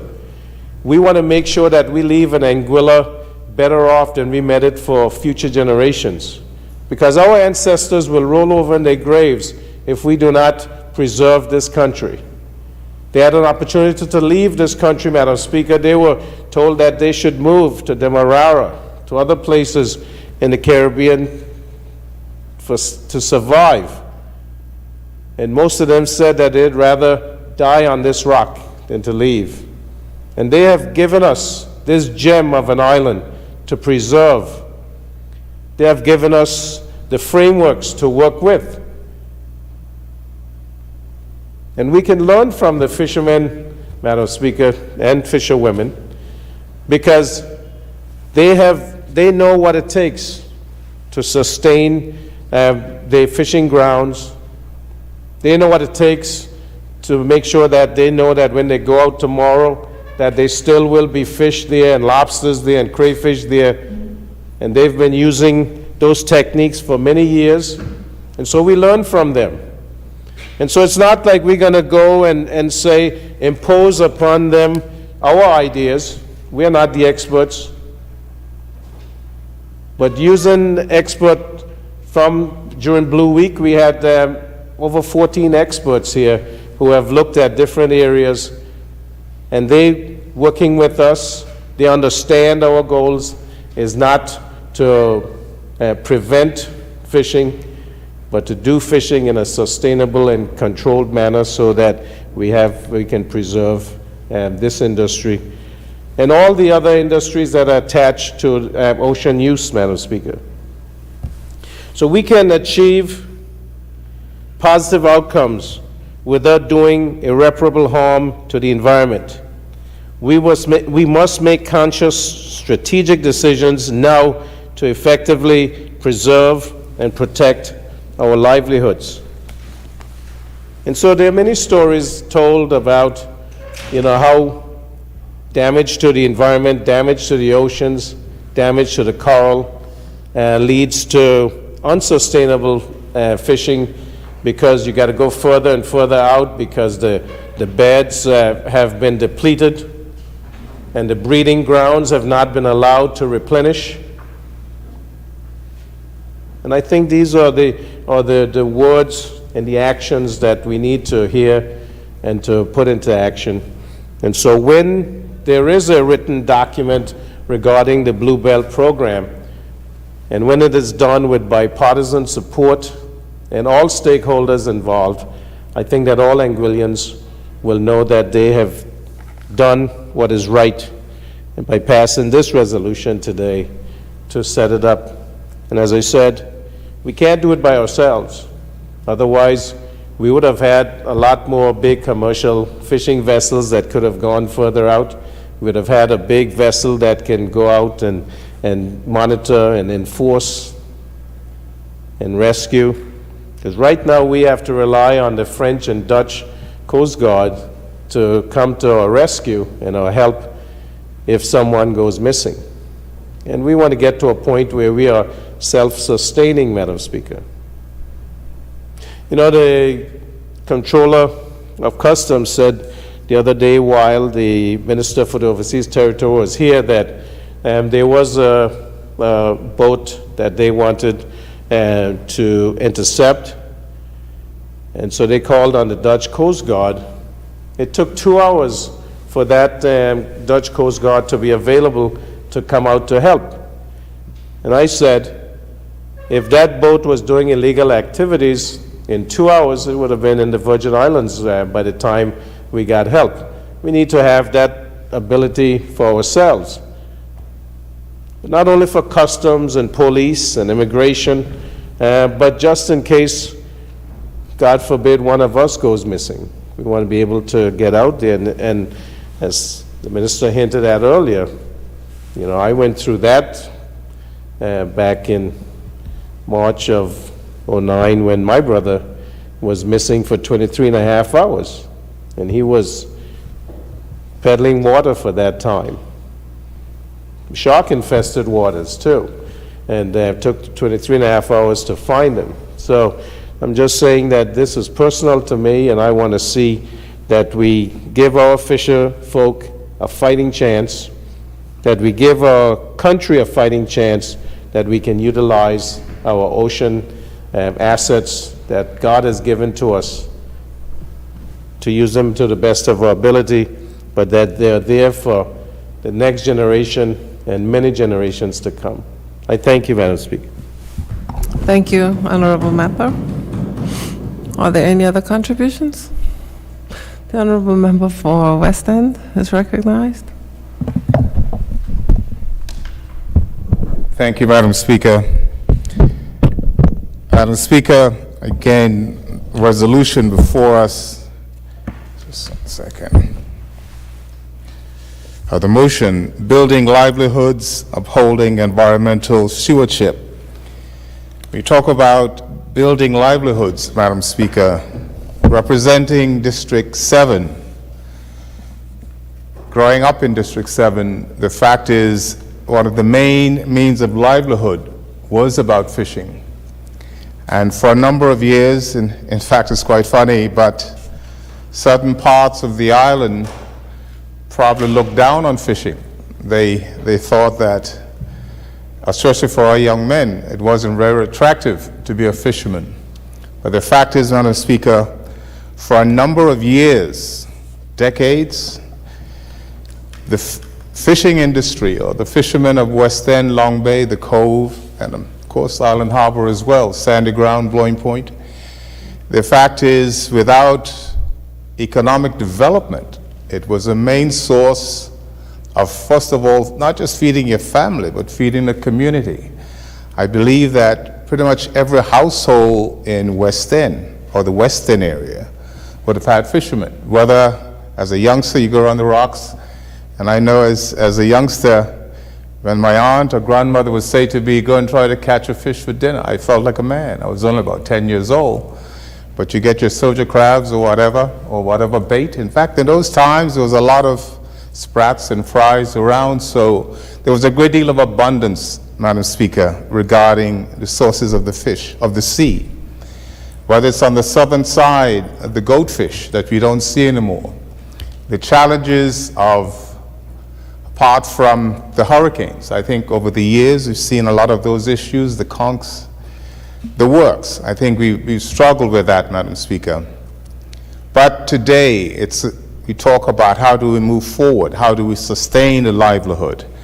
It is vitally important that what is available to us, we have boasted in the past, and no doubt will continue to boast, of the 200 miles north of us. God, as the Premier would have mentioned, has given us 200 miles north of us. Our location, this little dot in the Caribbean Sea, means that where we're located means we've got access to X amount of waterways to the north of us. But we need help. We need help in order to best man it, to best get the best uses of the resources that are out there. But we too, as a people, Madam Speaker, have to control and assist and do what we can. In the sense, whether it's the eggs on lobsters, whether it's the parrotfish, and it is about the education as well, the education of understanding that we ourselves can assist. Too often we might think that we have to wait for someone from Europe to come, and we don't have to tell us what to do. We know, we've survived for a number of years. But with modern technology, we can assist each other in getting there. So again, anything that comes to the House like this, that benefits all of Anguilla, the future of Anguilla, those who, as the Premier again would have mentioned, about some coming back because they see a greater opportunity. It might take some time, but rather than rely totally on tourism, which again, we don't have a great deal of control over, because if the tourists don't come, we don't have an industry. But one thing's for sure, people always want and see the need of the waterways north of us, whether it's a passage to Europe, but especially as a source of food. So, Madam Speaker, again, I would like to think that as we go forward, and anything where the House of Assembly can come together to say that your views and our views we can put together in order to make it better for the people that we represent, must be a good thing. So again, as time goes on, we'll realize you may not get it right the first time, but if it's a good idea, let's add and make it a better idea. And who knows, in the next 20, 30 years, the next generation that comes along will see another opportunity to take it further. So, Madam Speaker, I stand in support of this motion. Thank you, Honorable Member. I recognize the Honorable Single Island-wide Electoral District Member, Mr. Kyle Hodge. Madam Speaker, thank you for the opportunity. And while the House has been debating this motion for the past few hours, Madam Speaker, many points were made from both sides that I wholeheartedly support, Madam Speaker. So I won't belabor all the points, but to just zoom in on a couple particular areas of interest, Madam Speaker. And, Madam Speaker, the area where it speaks about, and I quote, "Be it resolved that this honorable House endorses government's commitment to the further development of the blue economy, balancing sustainable use of natural resources alongside enhanced protection measures." Madam Speaker, the motion overall speaks a lot to balance. But what do we mean by balance? Isn't it balance as it is now with 6 marine parks? Because the truth of the matter is, Madam Speaker, we have been protecting areas, inner shore areas, for over a period of time. And no entity, no NGO, no one really had to force us to tell us that we should be doing these protection and conservation methods. In fact, the Falkland Islands, they would have rejected the Blue Belt proposal in the form that it was in back then, because they already had in place mechanisms and conservation methods, ways in which they can have a sustainable and thriving fishing industry. So, to my mind, Anguilla definitely should not make the mistake that St. Helena would have made. One of the things that came out of my trip to the UK recently, when we dealt with the trade workshop, I was able to meet members of Parliament from both St. Helena and the Falkland Islands, and we had some very deep discussions as it relates to the Blue Belt program. And it was all unsolicited. It just came up in conversation, and the member of Parliament from St. Helena, expressed many regrets signing on in a wholesale fashion to what the Blue Belt was offering. But perhaps that's a different era of the Blue Belt program, and the discussion here is important, but I look forward to the committee stage where we can dive deep into what the new Blue Belt proposal looks like. So hopefully it isn't what it was in the past, but it is something more adaptable, more able, more customizable to our needs. But I want to also, Madam Speaker, touch on something that maybe some might think is trivial or very small in nature. And that is, Madam Speaker, the issue, and I'm searching for it right now, the issue of sunblock. As a tourist destination, Madam Speaker, we rely heavily on tourism for our economy. But it is a proven fact, and scientists have done the research, that more than 3,500 sunscreen products contain some very harmful chemicals that can be very highly toxic to juvenile coral and also other marine life. And that chemical or chemicals, Madam Speaker, oxybenzone, BP3, and it is found in thousands of products. And it is my understanding that other countries relying heavily on tourism would have gone as far as to place a restriction on those types of sunscreen coming in. In the past few years, we would have banned plastic. So perhaps this is another area that we can pay attention to, and only allow coral safe, marine, eco-friendly sunscreen products, because they are also out there in abundance.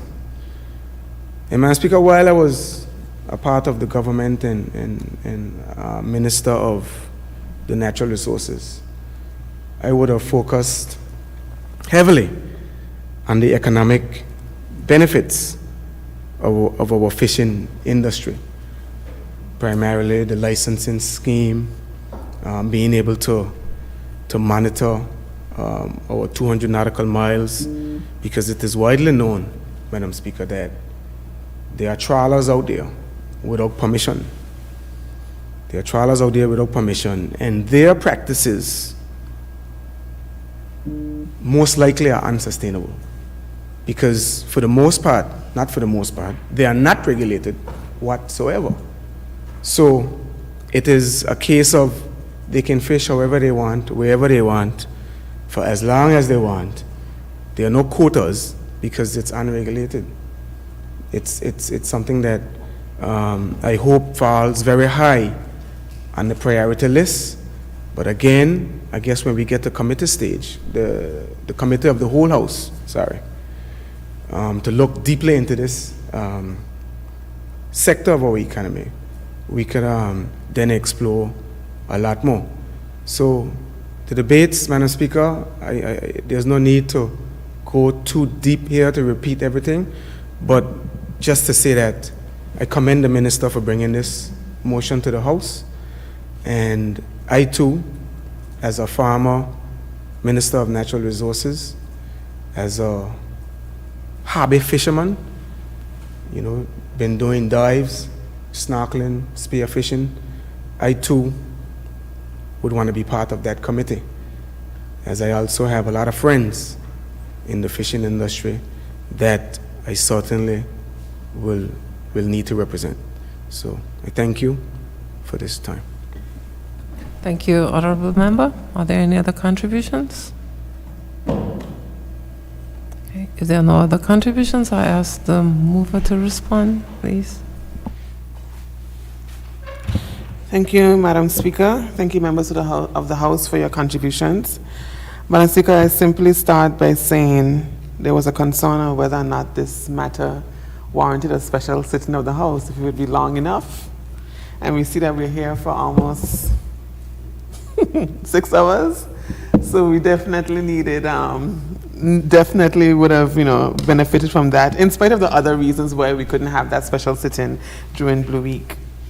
I recall as sometime in high school, sitting on a porch of an elderly family member when they spoke about what happened back in the day of the drought that Anguilla faced, which resulted in a mass exodus of Anguillians to St. Thomas, Tortola, some to St. Martin, but primarily to St. Thomas, Tortola in the U.S.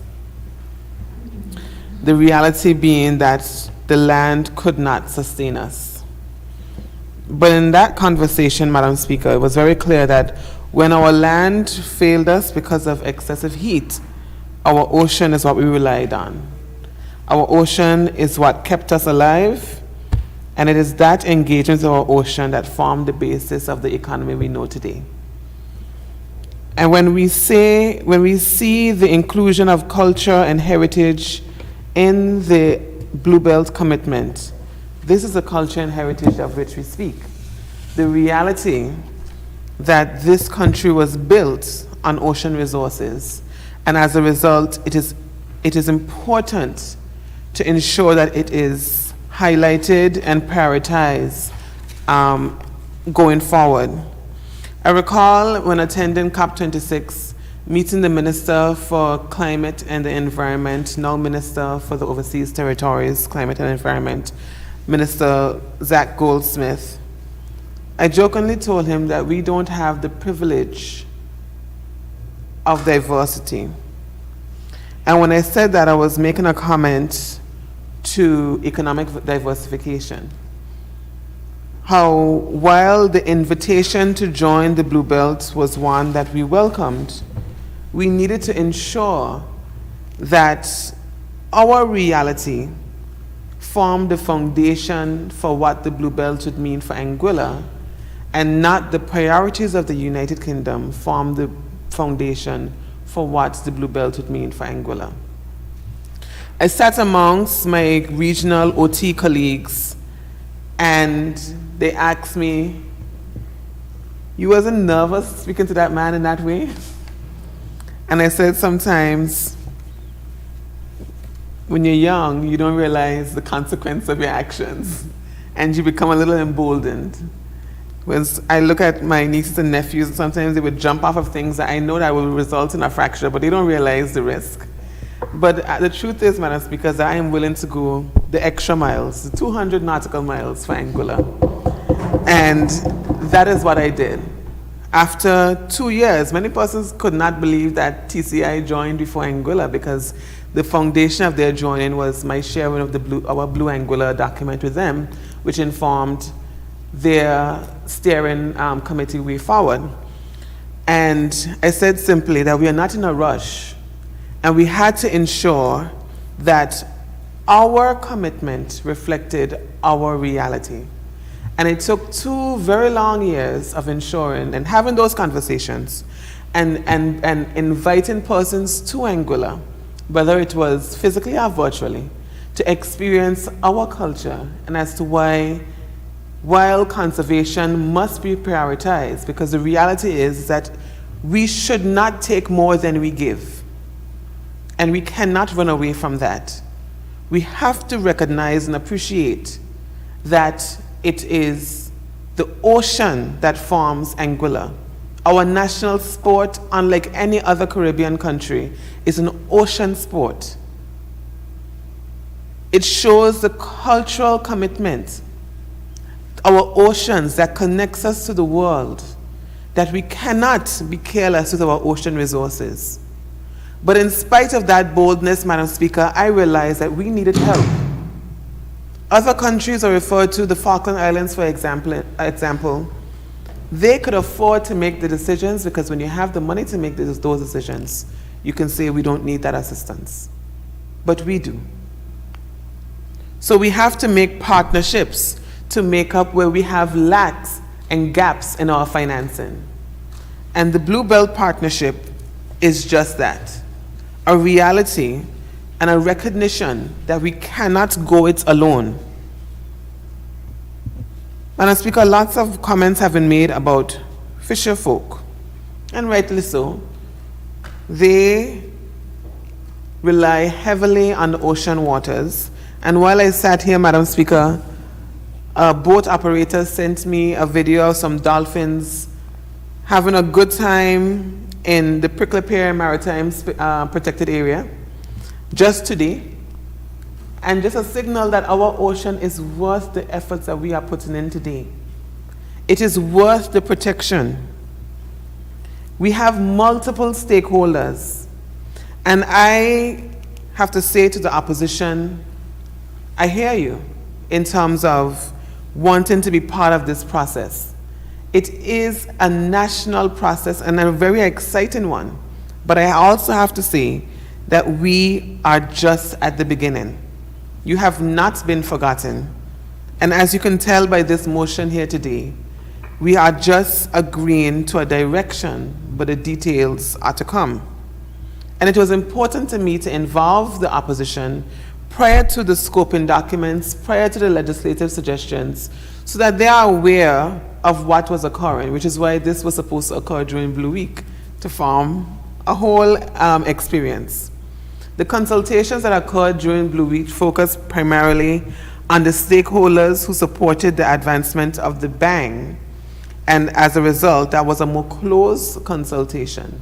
Fisher folk, Department of Fisheries, Fire and Rescue, my crew, youth groups, high school environmental club, National Trust, and the likes. But as we go on and as we go forward, that core group has to be expanded. Between the beginning of Blue Week and the Blue Belt Partnership signal on the Saturday following that week, so within a 2 weeks time span, I was contacted by swimmers associations, diving associations, many more boat owners, and lots of great opportunities are on the horizon.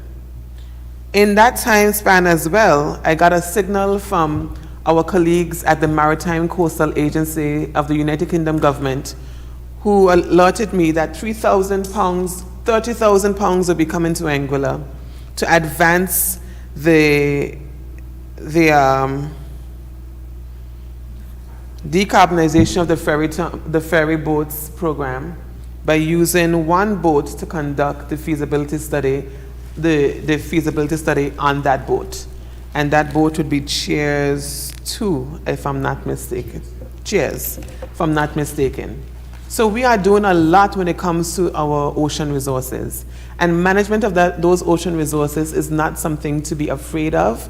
It requires engagement. And it's only until we have full engagement from all stakeholders will we produce something that represents Anguilla, the Anguilla that is and the Anguilla that is to be. Madam Speaker, the reality is,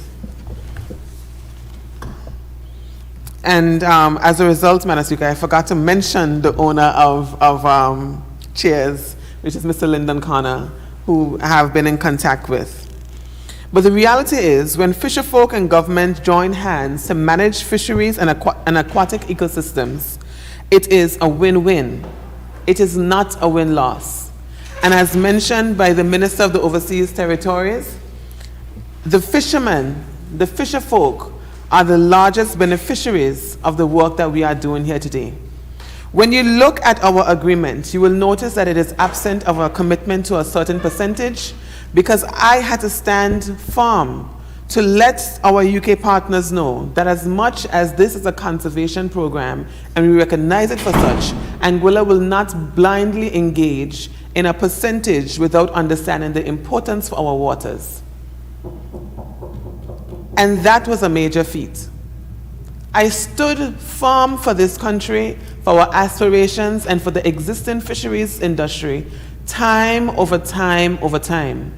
If you were to compare Anguilla's commitment to the commitment of other countries, you will see that that strong position is reflected in our commitment statement. And so I am proud of the work that we have done.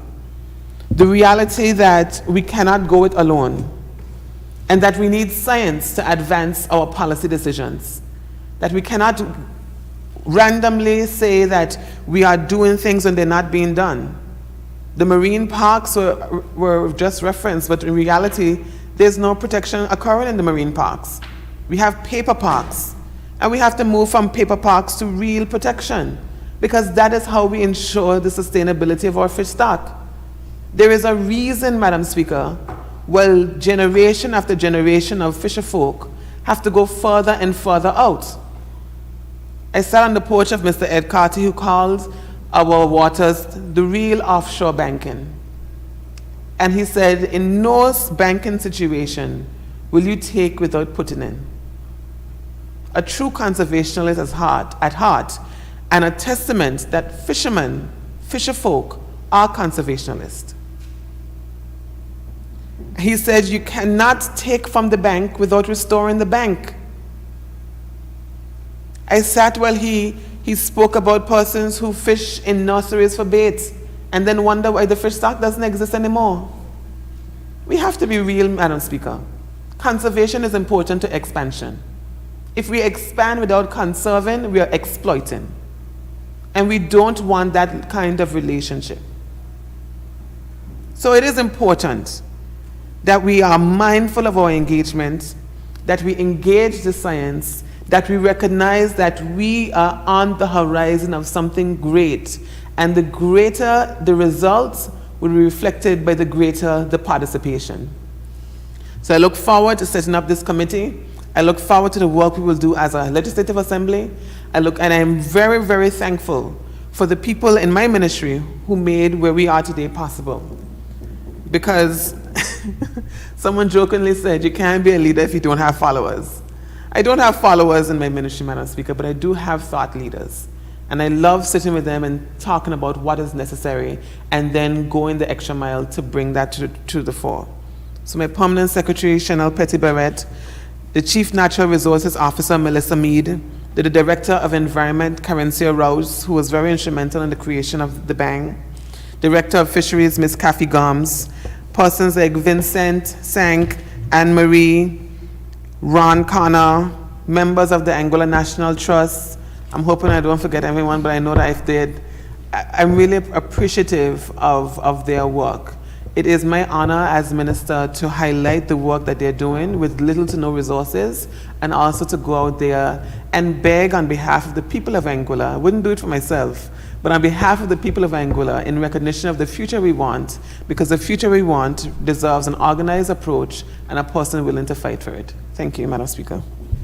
Thank you, Honorable Member. And thanks to all members for their contributions today. I am happy to see that this resolution asks for the creation of a special committee of the House, not only to garner bipartisan support, but also to issue thoughts of their constituents all across the island. I've heard remarks today such as the devil will be in the details. It's open-ended. It's an open-ended commitment. There's always room for improvement. All of these comments today, we cannot go it alone. We have to make partnerships. Indeed, it is a national process, and it would be great to have all the stakeholders on board. But I am specifically minded of wording of legislation, drafting, wording, however you want to put it. And I see in this resolution also, there are 3 words that stand out.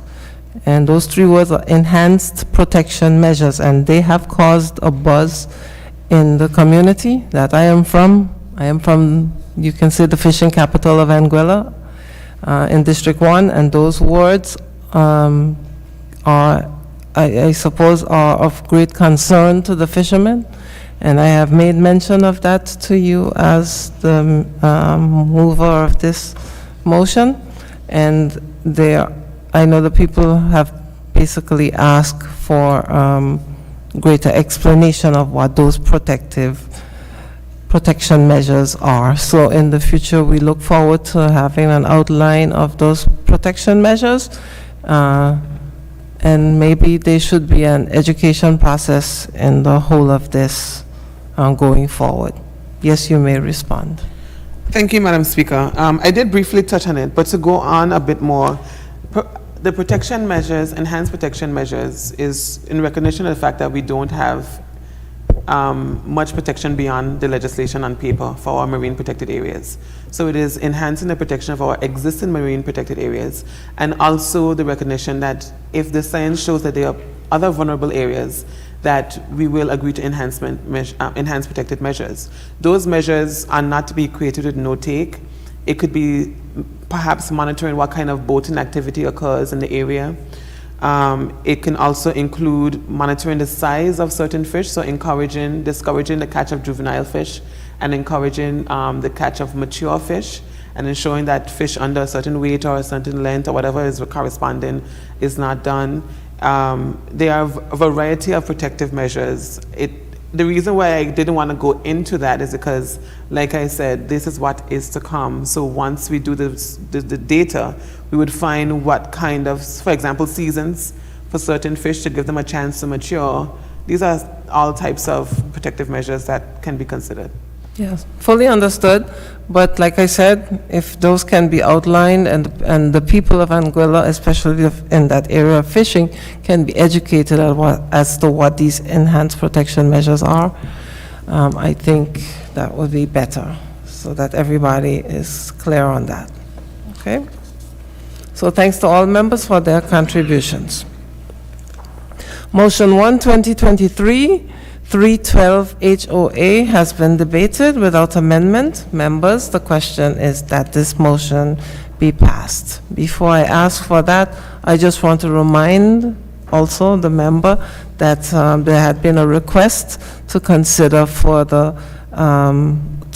continued discussion with the opposition members. So if that can also be given some consideration, that would be great. Okay?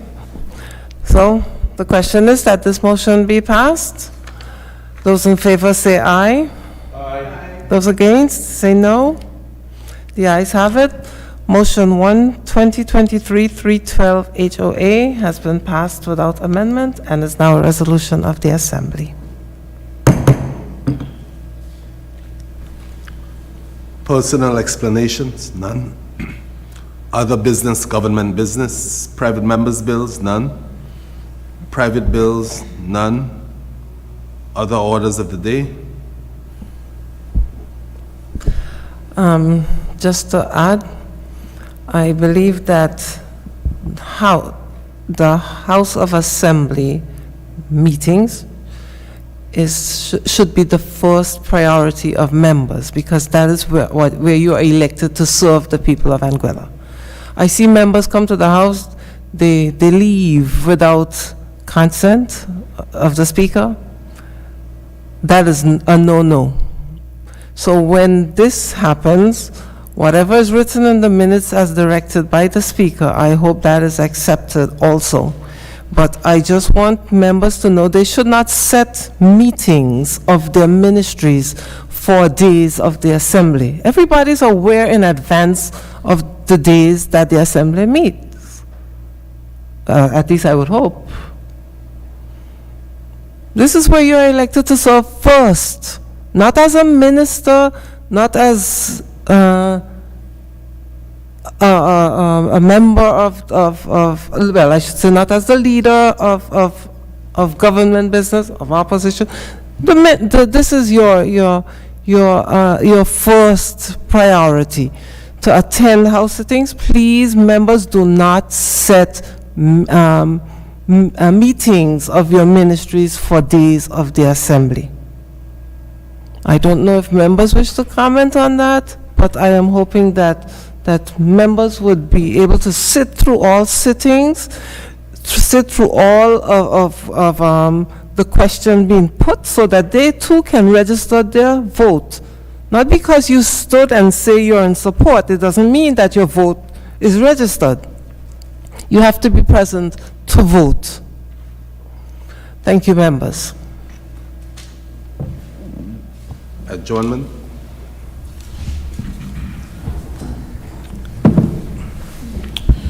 Madam Speaker, I rise to beg that this honorable House be adjourned sine die. Madam Speaker, I rise to second. It has been moved and seconded that this honorable House stands adjourned sine die. Those in favor say aye. Aye. Those against say no. The ayes have it. This honorable House now stands adjourned sine die. Thank you, members. Have a good day.